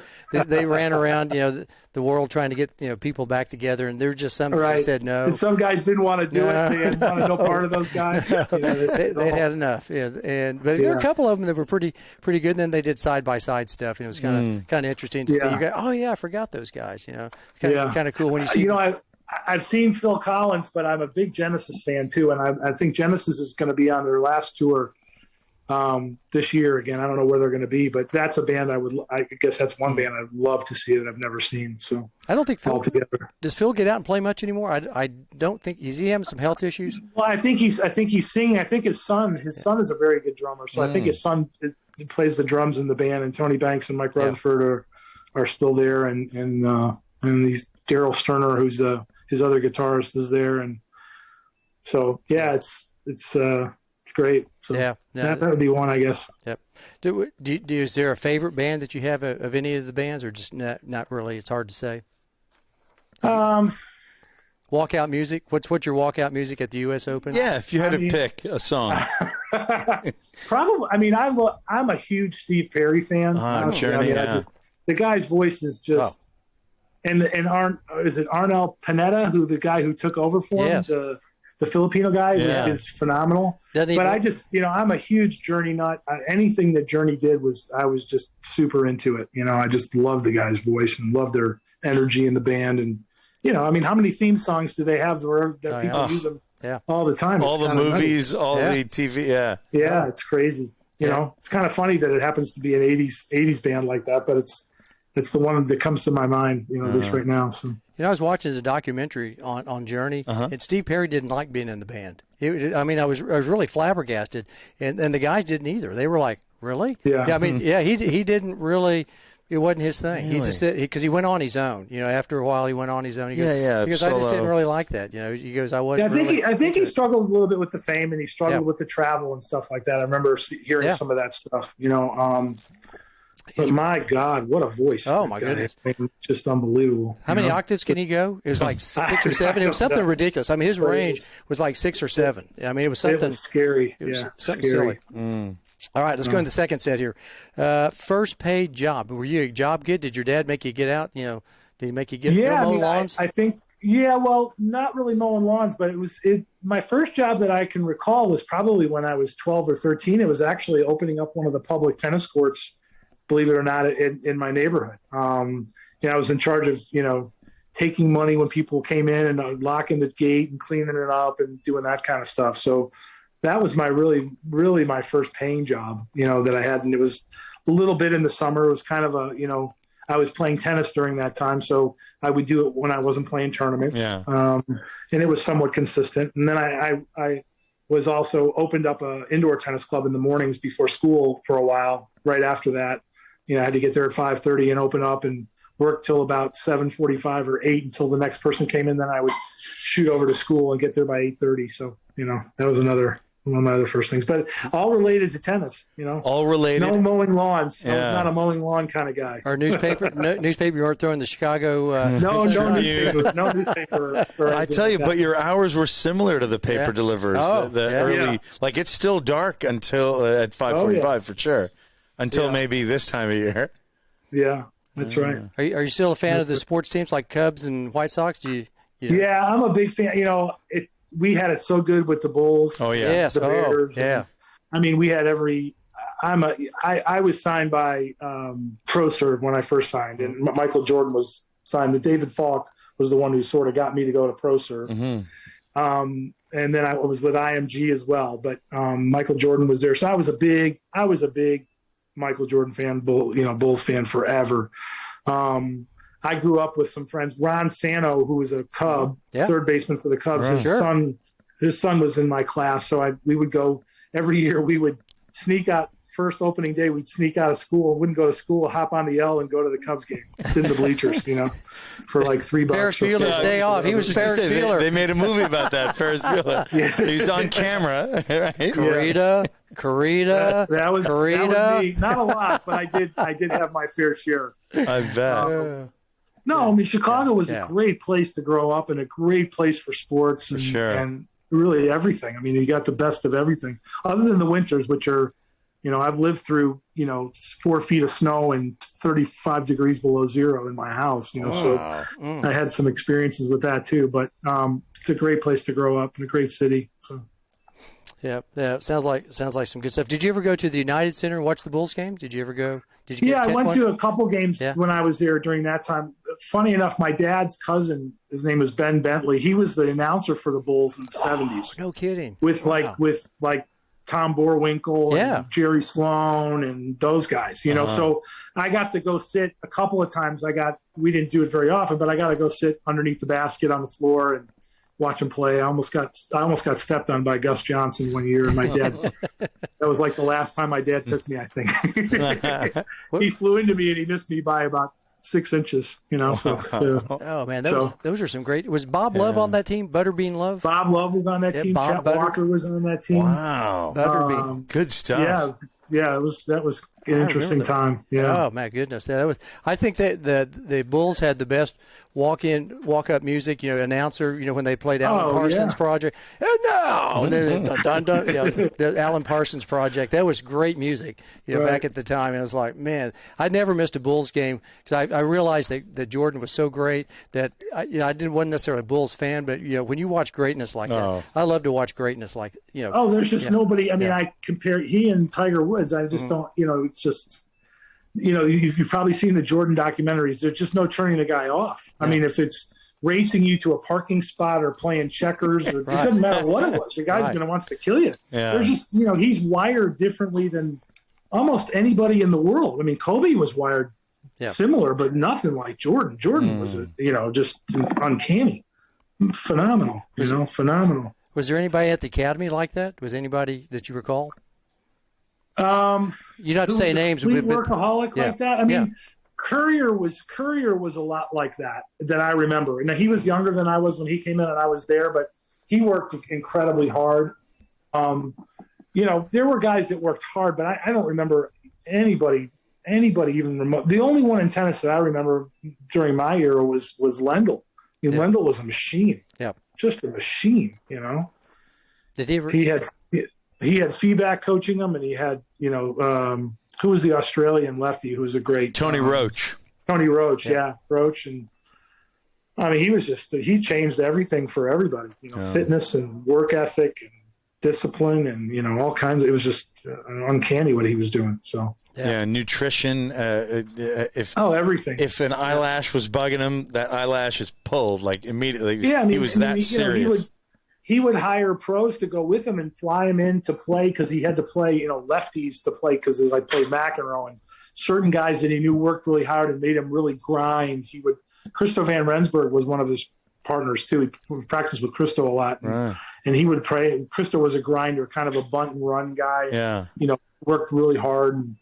So I mean, so it was, he just took it to a different level, and all these guys since then, have done the same thing. They just keep getting better and better. It's just takes our sport. People ask about our sport. Our sport is the most difficult sport in the world to play. There is nothing harder. Nothing. It is every type of surface, every type of environment. No coaching. I mean, what sport doesn't have coaching, right? Every shot's a skill. It's just unbelievable. And it's a shame because the guys are, to make it in the game is really difficult. You're the top 100 in the world. You're 100 in the world, and you're barely making any money. If you're 100, my son played basketball for Tulsa, and he was a good basketball player. He's trying to play overseas now. And if he were to make, even just going over to Europe and getting a good contract, he would make 5 times more than these guys would make. If you're the 400th best basketball player in the world, you're making $3 million a year, $4 million a year. You know, it's not fair. Tennis is brutal, and you gotta, you know, you're lucky to get through it. I mean, it's brutal. People don't realize it, how difficult it is. It's really something. I mean, I give a lot of respect for these tennis guys. It takes a lot of discipline and a lot of hell of it. They're incredible athletes. So many things you got to be able to be, you know, good at and do well to be at that level. So I think I saw a graph that showed all like different skills that you have to have in every sport, and tennis checked off every one of them. It was the toughest sport over like cycling or playing golf. Because the physical fitness and also the mental. You know, boxing was up there also too. I'm sure, because you got to be able. Oh, sure. Yeah. So there's boxing absolutely, and golf is. You know, I play a little golf. I'm not really a great golfer, but if you have hand-eye coordination, I think you can play somewhat. But golf is the most frustrating sport because it's just so unforgiving. And you can't be a good golfer and triple bogey or double bogey a couple of holes. You might as well go home. You can't make it up. It's just impossible. You know, tennis, you can be down 6-2, 4-1 and come back and win, you know, and be playing horrible and figure out a way to do it. But you can't do it. You can't do it, you know, in golf, you can't do that.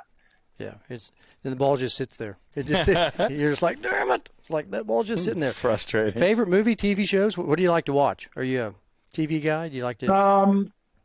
My wife and I we watched Sons of Anarchy for 2.5 weeks. Like, binge? I mean, just these old shows. Some of these. I mean, that, and I throw that out there. It's an older show, but I hadn't seen it. Peaky Blinders. I mean, there's some of this stuff when you start getting to Netflix and you start watching these shows, they're just unbelievable. We watched The Crown. I didn't even know if I'd like The Crown. The Crown was pretty good. You know? So I'm not I used to be a big television guy with series and all that kind of stuff, and I've just kind of gotten away from all that. I'm just sort of watching, and I watch YouTube and I watch a lot of music stuff, and I watch we watch movies and some series and you know, pretty much the news if you can stomach it all. Oh, God.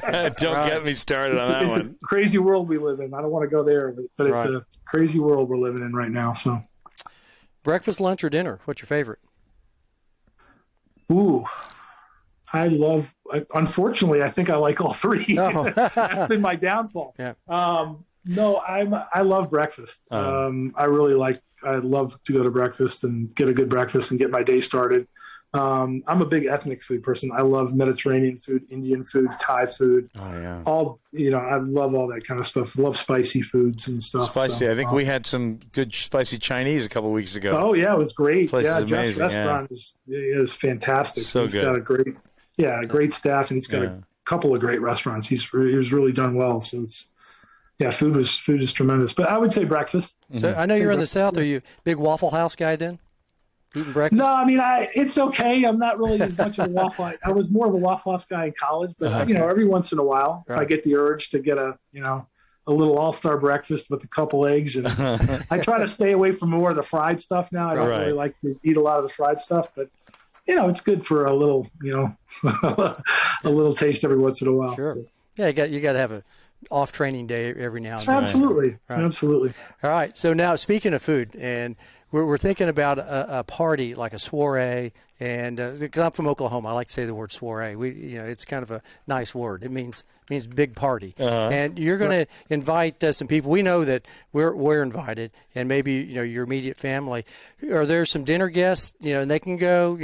Inter-era, intergalactic. You can pull people from the past. Are there a couple of dinner guests, maybe 3, 4, 5 that you'd invite? Like to put together? You're saying who would I want to invite? Yeah, at the table. Any era. Well, it's interesting. It's just a quick story. I was fortunate enough when I played a friend of mine was teaching Johnny Carson. Oh. And Johnny used to watch me play, and I invited my friend Johnny Levine and we went to go to his house to play tennis on his court. He had a synthetic grass court, and we played doubles with him, and we got a chance to sit with him and didn't get enough time to spend with him. So he's won I would really love to spend some time with. He was a fascinating guy, just incredible. You know, I went into his house and he had a Buddy Rich's drum set there that Buddy Rich played, you know, for him and gave it to him. And then what was really cool is he had all these pictures of Marilyn Monroe and John F. Kennedy and all the things that were going on behind the scenes that he knew about. Right? All the stuff that we just, you know, we heard later about. He had all that kind of in his little coffer and knew all about that stuff. He wouldn't really, we asked him a few questions about it, but he would never talk about it. So somebody like that would be great. Yeah. You know, it'd be great. I did get a chance. Paul Annacone was the best man at my wedding, and Paul's a good friend of mine, and he was coaching Federer and Sampras, and I would love to have, I got to meet Pete at Indian Wells, Paul's 50th birthday. We went over there and met him, and Federer was the most amazing. He and Borg, to me, are the two. I'd love to have both of them at a party because they're the most genuine, unassuming, great, humble guys that were so big. You know, I mean, Borg was Muhammad Ali and Bjorn Borg. Yeah, that was like that era, right? Yeah. Federer is, you know, he's the guy's, you know, he's just there's nobody like him. But the way he carries himself and he treats people, and you know, it was like he knew me my whole life and he engaged me and wanted to know and. Wow. You know, everything. I mean, he's just an unusually great guy, you know, at that level. I mean, there's a lot of people at certain levels, right? You know, and then, you know, musicians, Paul McCartney, you know, or somebody like that, I would love to have, you know. What an elite list. Johnny Carson, Paul McCartney, Roger Federer, Bjorn Borg. I got to ask, did you crank one for Johnny? Did you hit the serve? Did he ask? Yeah, I did. Yeah. You didn't hit him, did you? We played some fun doubles, but he wanted me to hit a couple. And you know, you're playing on grass too, so it's pretty fast on grass, you know, as well. It was synthetic grass, but it was fun. Yeah, he was. I never, you know, it was kind of a surreal thing after seeing him all those years on television and kind of, you know, talking to him, meeting him in person was really neat. So it was I had some really neat experiences through my tennis career that way. Was he decent? Was he a decent player? Yeah, he was pretty good. Yeah, he was pretty good. He could hit the ball and keep the ball in play, and he did all right. You know, if it was amazing, he was a chain smoker. He smoked unfiltered cigarettes. I mean, the guy, I don't know if people actually knew that when he was on television, but he's all the time. He's always he's lighting one up. Huh? How does he do that? You know, how does he do all that and be athletic and do what he does on a regular basis? Yeah, he's a fit little guy. Was that the side yard of his Malibu house? Yeah, on the Malibu house. Yeah. Yeah, that was awesome. That was a fun gig. Did you see Ed McMahon? Did he, come over there? No, I didn't. I was hoping Eric aces Johnny and McMahon's in the chair like, yes! You are correct, sir. Oh, master of the funk. With that spin, Eric. Well, that's a good group. East Coast, West Coast. You're East Coast guy, West Coast guy? You know, I like both. I lived in New Jersey for 10 years and taught there, and had a lot of close friends there, and spent a bunch of time there, even as a junior, playing Easter Bowl and all the great tournaments, and played the U.S. Open juniors and all that. Weather-wise, man, California, it's really tough to beat. Right. You know, it's unfortunate what's going on there now. People are leaving and they're moving to Texas. Yeah, they're coming right here. You know, it's kind of crazy and all the stuff, but it's still a great place. It's I've still got a lot of friends. You know, that's the great thing about tennis is you got friends all over the country. You know, and you kind of go back to it. Some of you guys, Craig, I knew for a long time ago. Yeah. Adrian, I didn't know you as long as I've known Craig, but you start talking to these guys and 20 years later goes by, and it's like it's not even a big deal. It's unreal. like it was like yesterday. Yep. You know, and there's a lot of these guys around the country that I still, you know, in my profession, I've reached out to all of them because I want them to introduce them to what we were doing. Yeah. So those are the obvious people you speak with, but then you start talking to guys and, you know, and see how they're doing.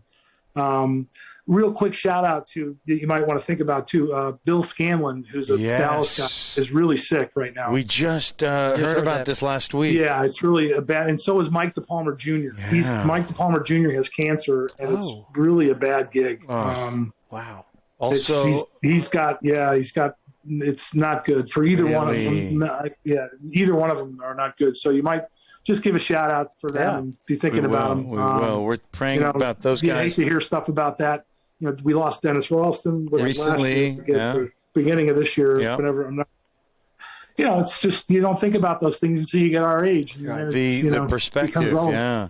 Also, I understand Raul Ramirez isn't feeling well, and Guillermo Vilas with some illness as well. I didn't know that. Degenerative. Yeah. He's in Monte Carlo and is a shell of what he used to be. He weighs very little now. He's seems to have shrunk, and he's cognitive difficulty speaking. It's really sad to see. Vilas, He was one of those guys that the original El Toro. I mean, the bull. man, guy. Man, that guy was with that arm. He was a machine. Thinking about him, he was one of the guys that was fitter than he was a Tyriak. He was a Tyriak guy. So, he was one of the early guys that just trained like a maniac. Yeah. That was one of those guys too. So. Yeah, he was a lot of fun to watch. He had the hair. Back in the day, Vilas. like Borg. That was just some great stuff. Mountains or beach? Are you a mountain guy or a beach guy? I think I'm more of a mountain guy just because I used to love to ski. I wasn't able to start skiing until I was in my 30s because I didn't want to get hurt for tennis. Sure. But I really have had more fun doing that than anything. I haven't done it in a long time. Yeah. I like the beach, but I'd rather be doing something, than sitting on the beach, or whatever. So I would say mountains. Mountains? Yeah. Wintertime mountains or summertime mountains? Wintertime mountains. Okay. Yeah. Wintertime mountains. Have a nice beverage after ski and, just kind of with the fireplace, kind of looking That'd be out. great. Sit by the fireplace. Let's do it. Yeah, there you go. Sunrise, sunset? I think sunset. It's just great being out, at night. And if you can sit on we just moved. We just sold our house and we just moved to an apartment. Yeah. I'm just so happy. Like I have no responsibility right now. Right. No house. I have no worries, no yard. Right. And I'm sitting out on my balcony looking at the pool. And I'm like, I feel like I'm in Mexico or something. Right. It's pretty nice watching the sun go down. So Just won the lottery. it'll be kind of fun. I'm hoping to build a house when these prices start coming down. But, it's been crazy lately. But it's going to be a nice transition for a little bit until I get into a new house. So. Summer, winter, spring, fall, favorite season? I don't know. That's a good question. Probably spring, I guess. Things are starting to get out and go again. And summer in Arkansas is not a whole lot of fun at 100 and plus humidity. And Dallas is a little rough too. Yeah. The spring and the fall are kind of my favorite times. It's just the weather's so good, and there's there's a lot to do, and so I'd say if I had to choose one, it'd be spring. Spring. Favorite holiday? What's your favorite holiday? Probably Christmas because of just family time, getting it together with everybody. My kids are older now, and hopefully we get a chance to keep seeing them on a regular basis as they go on with their life. And we've always had a lot of great experiences with Christmas holidays, so it's been fun. My wife's family is still close by, and we get the chance to see them as well, and it's a good time for us. Are you a white Christmas guy or kind of like an Australian Christmas time, playing the Australian Open? That's summertime. So which Christmas do you like? White Christmas. Growing up in Chicago, it was all about having snow on Christmas. Definitely. It was hard living. I went to school in Dallas. We really didn't have much snow there. And Florida during Boletaries, and then Jersey, we had crazy snowstorms. We had nor'easters and snowstorms and all that, so that was good. And then back to Arkansas, we've only had a couple of white Christmases, probably in the last maybe two or three, maybe. That I can remember in the last 20 some odd years. So. Are you a pet guy? Or do you have pets? Yeah, we have two cats. Oh, really? We have two cats. Yeah. Huh. Yeah, Romeo and Oreo. And they're one of them's a lap cat and one of them is a little psycho, but he's a good cat, but he gets kind of scared of everything, and when he meets new people or sees new things, he's a little nutsed up. But I love animals. I love dogs. Dogs are too much like taking care of. I don't want to start my family all over again. You raise 3 kids. Another kid. Dogs are like having children. So it's a whole. I love them, but they're a lot of work. So cats are a nice substitute. We've had cats for 25 years, 30 years. So are they your favorite animal? Is that your favorite? No, I mean I like all different types of animals. I would say dogs are probably my favorite. I love dogs. But we're not a dog family overall, unfortunately, but it's all good. Yeah, you have to watch them all the time, and if you go off on vacation, they're just, I love dogs. I've had dogs all my life, except for recently. So I love them, but at the same time, the cat, you just leave some food out and they just Oh yeah, They just, Fantastic. as long as that somebody checks on them every day or a couple of days, they're fine. I don't know what they're doing, but they just kind of hang out and don't care about Absolutely. anything. All right, so we're going to the third set of the third. We're going to bring it back to tennis now. All right. All right. Knowing that you were, the Prince Boron guy, what was your first racket? I'm just curious to know what your first racket was. It was a Davis Classic 1. Davis Classic, yes. Yeah, the Davis Classic. I say it's the 1 because then they came out with the 2, which was a little. I think it was a little stiffer. It was more square. It wasn't as aerodynamic as the 1. But yeah, that was my first. That was my first racket. Was the Davis Classic. Tad Davis you guys remember standard that racket? wood, absolutely. Was that Tad, the brown? yeah. Was it brown? Was it the brown one?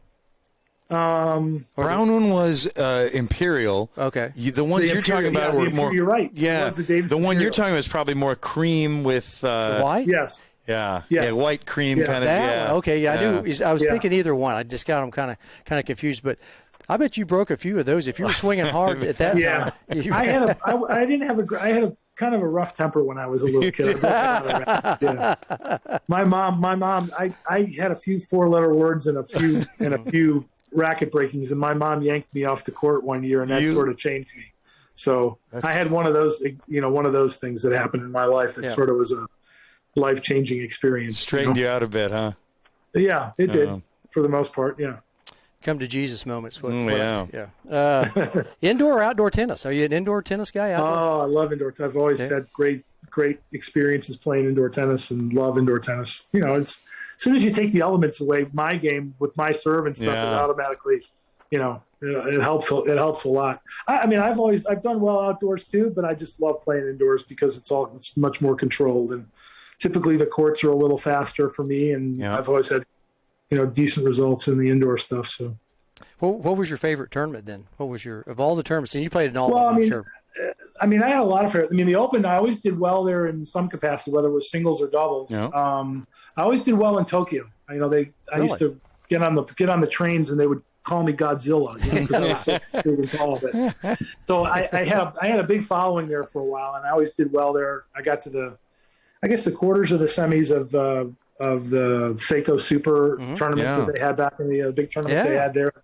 I played a couple of exos. I played Borg there the year he retired, and in the semis of a big exo there in Osaka and stuff. So always just had good results there, in Japan in that tournament. So he was turning Japanese. Yeah, I really think so.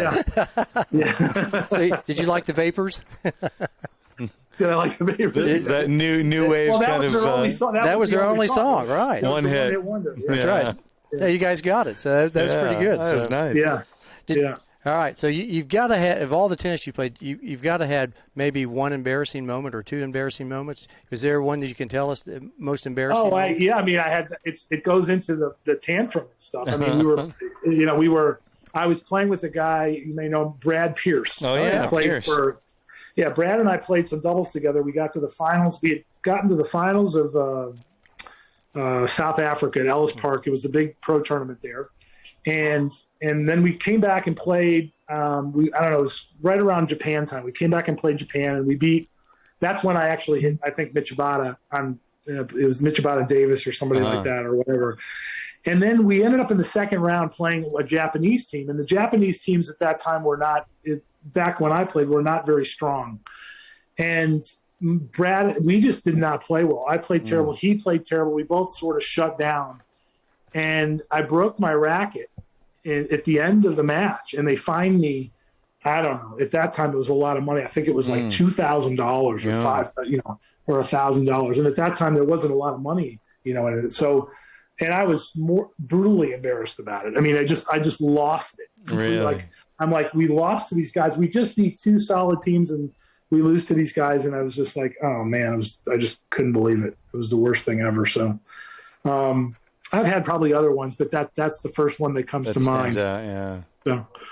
Do you like to watch tennis on TV? Are you a TV watcher? The one thing about tennis now in the last 10, 12 years is I haven't enjoyed it as much because the styles are so similar. The game, I appreciate the talent level and the guys that are so good. And Federer, I just think is phenomenal because he can do everything and he plays at a lot of different levels. Yeah. But we don't have rivalries like we had years ago. We don't have the contrast in styles. I wish we had more emotion in the game. More where you could get a little not out of control, but a little bit out there to where you could engage the fans more in it. It to me, it's kind of the same thing.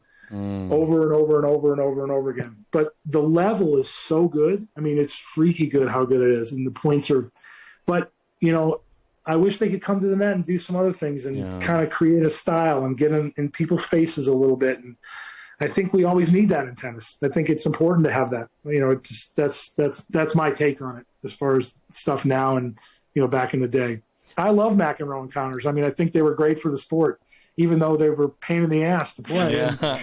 Difficult, but Nastasi. I mean, there was some of it that was out of control, but for the most part, it was great and unbelievable entertainment, and it was great contrast. Agassi, Sampras, and all these guys. And so. Yeah, you had Lindell in there, kind of like the guy from Europe that was kind of like the machine versus. He was the Ivan Drago guy. Who was just I want to kill you. Yeah, right? I will break you. So no, but there was you need that in sports. We've had that in we have that in all different sports. Tennis hasn't been that way for a long time. Great matches. I mean, Nadal and Federer and Djokovic. Some of these matches are just. They're incredible. I mean, unbelievable the shot-making stuff that these guys can do. But it's the same – to me, it's mostly been the same style and the same type of points and over and over and over and over and over and over again. So that's just my take on it. So knowing that there's a lack of top American talent, we've got a lot of American players. Do you think there's a reason or reasons? Is there something that why we're not being up there in the top 5, number 1, since Andy, is there, are we not doing something right? Or is it just everybody's figured out, the world's figured out this is a pretty good game and somebody's a little hungrier? I gotta think we've got good athletes. We've got good training. We've got, people out there. We do. I just think it has to, I don't want to say it's just all about living in America, but there's so much freedom, so much opportunity and freedom and things here and distraction and things. And most of the kids don't come from this culture like the other guys coming from other parts of the world, and are engulfed in it and are driven by it and either have to get out of something to get somewhere. Sure. Most of our best athletes here don't play tennis. The best athletes play other sports where they have a chance to, be successful and do well. I think it's very difficult to do that, for a tennis player to come out and do it and be successful. Even if you're great, you got to be really good and super disciplined. And you got to, the sport is very hard on your body. People don't realize with all the different surfaces and how much pounding it takes on your body, and the different types of movements and things. So, I think it's a combination of a lot of different things. But it's not the most attractive thing, Would you rather be a basketball player coming out in front of 15,000 fans every night shooting jumpers or dunking, or playing tennis, in the backcourts in front of 4 people, or whatever for the first couple of rounds? I mean, it's just it's tough. It's a tough sell for some of these guys. I'd rather be on stage in about 50,000 people. Rock and roll, man. Lead singer in some leather pants, right? Let me tell you, there's nothing like it. Even for 20 minutes, there's just nothing like it. That's incredible. It's the most incredible thing ever. Yeah. They did that movie on Freddie Mercury, that documentary. I mean, you just see him standing there in front of, Wembley Stadium, 150,000 people, whatever it is. I mean, can you imagine that? I mean, and you've got them, he goes, hey, and then they start singing. They start singing back, and it's like, man, that's when you've got it. He's another one. Another one. That band is just, I forgot about it. Queen. Queen is, I absolutely love them. They're phenomenal. He's one of the best front men out there. And just sit there. I got chills thinking about, if you can imagine having that kind of power, or like Bono, U2, same thing. Those people, they get it and they know how to pull those people in, and they can just bring everything together at the moment. And it's like, man, that's some good stuff. So that's why. It's incredible stuff. Yeah. And you lived it. So that's pretty cool. It was fun. I mean, I got a chance to do a couple of those things. It was really, great experiences, all due to tennis. Yeah. I thank tennis very much Thankful. for that. Thankful. Is there somebody you would like to have played in your career that you didn't play? I never got to play John McEnroe. Oh, yeah. I would have loved to have played John because I just felt like I beat the top 10 guys because I could serve and I could hit ground strokes. I played very similar in many ways to how the guys play now to some degree, but I would come in. But I just, when you can serve, when you have a huge serve, you get some freedom, especially if you're serving well. You can take a lot of chances, and I would have loved to have played him just because I think, I might have had a decent chance to hang in there with him or possibly beat him if I played well. Yeah. That would have been fun to watch him get mad, because he never thought he was going to lose. Yeah. He's a great guy, by the way. Yeah, of course. He's a super guy. Yeah. I've spent some time with him practicing a little bit, and when he was working with Paul Cohen, I got a chance to hit with him a little bit at Stratton Mountain one year, and just being on the sideline with him, doing the music stuff and just kind of being around him. He's a nice guy. He's a super nice guy. He's not, He's pretty chill. Off the court. He was with me. I mean, a lot of the top guys it all has to do with also respect and how they, if they think you can play and they like you, and it's all there's like a pecking order. Yeah. I think that's with every sport is like that too. So. Favorite tennis player? Who was your favorite tennis player? Well, when growing up, it was Borg. Yeah, I mean, I idolized him. Had long hair, wore a headband to school every day. Had the feel of clothes? Did you have the feel of clothes? No, I didn't have the body for feel of clothes. You got to be pretty thin. I was not built that way. So that wasn't me. I was the Sergio Tacchini guy and the Nike guy. Yeah. So, all right. We're coming around the home stretch. Got just a couple more questions. Did you have any superstitions or rituals? Did you have any superstitions? Was there anything that did you tap your left foot 3 times and then bounce the ball 2 times or No, not so much. I mean, I tried to just be real methodical on the serve. Be real patient on it. Sometimes it would be. I know some guys use like bounce it 3 or 4 or 5 times or whatever. Right. There's so many rituals now. On the return, I would always take little steps. I'd try to take little steps just before I would hit a return, and kind of be in a certain position on the return. But that's really, I didn't have as, anything really other than that I'd use as a ritual for the most part in preparation for a match or during the match that way. You didn't touch your nose and wipe your rear end? No, there's too much of that going on. It's too much. Everybody's got something. But you got to have you got to hit the towel even after a double fault. Right. You got to have the water bottles lined up. You got to do it all now. Yeah. No, I mean that's what makes them great. That's what makes them. All the great ones have those things. They all have them. Go over and get a drag of the cigarette. Oh God. Put it down. That's right. What sport would you have played if it wasn't tennis? What'd you? Oh, basketball for sure. Oh, really? I love basketball. My son was a really good athlete and played. Like I said, he played for Tulsa, and I love watching basketball. Love those guys. They're just amazing. The athletes. I mean, LeBron and Michael Jordan and Steph Curry is like just. Oh. I mean, I've never seen anything like it in my life. The guy, I can't believe what he can do, where he can shoot a basketball from, and what he can do is just amazing. And it goes in all the time. Oh, it's amazing how many times it goes in. It's just and all these guys. You watch the playoffs now, and they're all. I mean, you're seeing highlights. Guys are shooting threes off balance. They're shooting 30-footers, 25-footers, 40-footers. I mean, it's just like there's no limit. It's crazy. It's unbelievable. Yeah, basketball for sure. So if you wouldn't have been involved in sports like you are, so heavily involved, what would you be doing, you think? I would love to be singing. Right. So I love music. I just love I love to be around music and musicians, and I just love it. You would have channeled that. That would have been the coolest thing. I enjoy business. I really like business. I like the what it takes to try to create. I've been working at something a long time, trying to break through and do that. But my love is music. I love music. So more than anything. Just curious, what was your degree to SMU?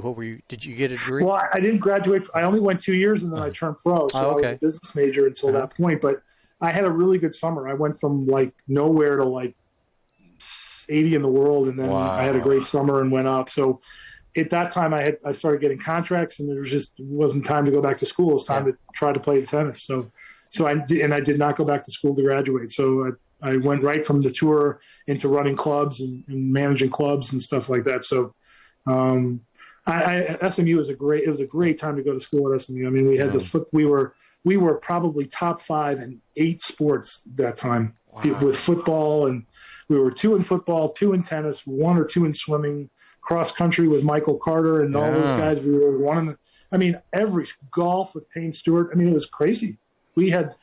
There's nothing like it in the country. And it's not a huge school. It's a pretty small, about 7,000 kids. Even at that. I don't even know.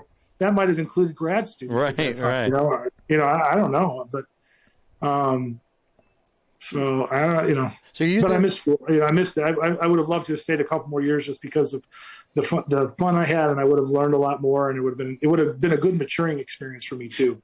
I think I could have used another 2 years in school just from maturing before I got on the tennis world and started playing. Interesting point. So you were there with Pony Express? Were you there with Dickerson and James? And those Dickerson guys? and James, James. So any of the funding come over to the tennis team? Any shake? Those nice shake? No, not much. Those guys were not much into the tennis, but we had good crowds during that time. It was pretty good. I didn't know. You get the alumni handshake or something. You look down and kind of like, oh, okay. Yeah. He's not going to say, I don't think so. He didn't. But a question about a serious question. Did Dennis want you to turn pro? I mean, because Dennis was. Oh, he thought it was time. Yeah. Did he? If I had the summer, Yeah. He said, if this is the time to go. Right. To go. Okay. Yeah. So he didn't hold you back and say, hey, Eric. No. No, I mean, he wanted all of us back, whoever was going to come back, because we were so close to winning. Yeah. And we would have had a much better. Richie Rendenberg came in the following year, and so we would have been good again. Yeah. But, it was just time for me at that point. I had too good of a summer, turned it down. So quick shout out to the swim team at SMU while you were there, and Jeff Coleman on the soccer team. Yes. Yeah, absolutely. Big years. Yeah. Yeah. I mean, SMU was thinking about. I didn't thinking about that in the early '80s. Yeah, Payne Stewart was around. So did you see Payne on campus? Was he? I didn't see him much. He was like maybe a year before me, or something like that. Or maybe he. I don't remember exactly, but I didn't see him much there. But Pony Express and all those guys for football, basketball was pretty good. But they were, the other teams were Steve Lundquist, who's a Olympic swimmer. We had 2 Olympians on the team. I played the Pan Am games, and half the plane was SMU guys. Wow. For the Pan Am games. For all the different sports that these guys were playing. It was crazy. It's unbelievable. So. Did y'all have a jock dorm? Was there at that time? Did y'all have a jock dorm? We had a jock. It was a jock dorm in the freshman girls. Yeah. Pretty good. Good place to be. Yeah. There we go. We'll leave it at that. So. Yeah. All right. Last question. Here it is. All right. Yeah. We always ask this question of everybody. If you could wave the magic wand and you're the commissioner of the great game, is there anything that you would change, or would you just like it the way it is? I would change the fan participation and all the stuff going on with making the game more exciting and more fun for everybody, and getting more money to the players to make at the lower levels and the guys that are grinding out to try to make a living to make it, because it's just very difficult to do. Those are the things I would change for sure. Yeah, I mean it seems pretty like when you said the 400th basketball player in the world makes $3 million. $3 million and whatever, more maybe. And the 100th guy can't even buy a meal at McDonald's hardly. That's it's tough. With all the expenses and everything you got to deal with. It's not easy. So yeah. So and that's been brought up before on several occasions. We've talked to people have other ideas, but that one seems to be, from a playing standpoint, that's the one that I think we all feel that the minor leagues doesn't have a lot of money, and then even in the major leagues there isn't a whole lot of money to go around. So but are you excited about the Dallas Open? Are you going to come down and play the Dallas Open? There's going to be it's an ATP 250. You should like to be there for it if I can get there. Yeah, they're going to give you a wild card because you're an SMU alum. So any SMU alum gets a wild card. They don't want me.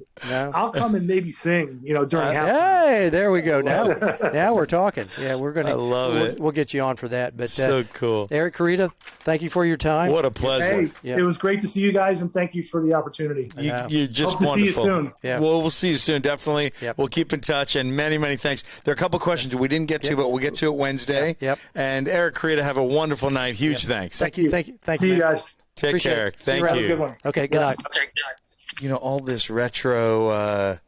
I just have to press that button right now. This is the This was the Wimbledon music from way back then. I know. Oh, I miss it so much. Yeah. But Craig Bell, what a great interview. Well done, man. That was fun. It was awesome. Yeah, Eric did a great job. Thank you, Eric, once again. Yeah. We know that Jeff Coleman had some questions. We'll get to French Open talk. Hit us up Wednesday night. Other people's perspective and ours on Dominic Thiem being upset. The Osaka, let's call it Osaka Gate, Osaka Gate maybe. Yep.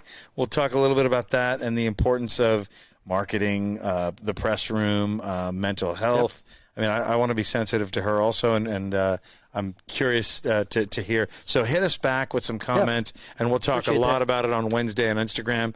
And what else we got, CB? Well, sorry we were off for a couple of seconds. We had a little sound issue, but we made up for that, and it was great to have Eric on. Next week we have the first couple of the podcast. That would be Nat Chat, Natalia Shatovska, and Philip Farmer, who's a repeat guest. That's right. So we're going to have a little fun with Nat and Philly, Coach Philly. That's going to be next Sunday night at 8 o'clock. Can't wait. That'll be our 90th episode. That's right. Episode 90, Season 1. Yep. That is a week from right now. Definitely join us Wednesday night, too. And then also be sure to join us on Instagram as well. Yeah. Right? All right. Well, let's see if we can get a little James Scott Campbell to get a little exit music there.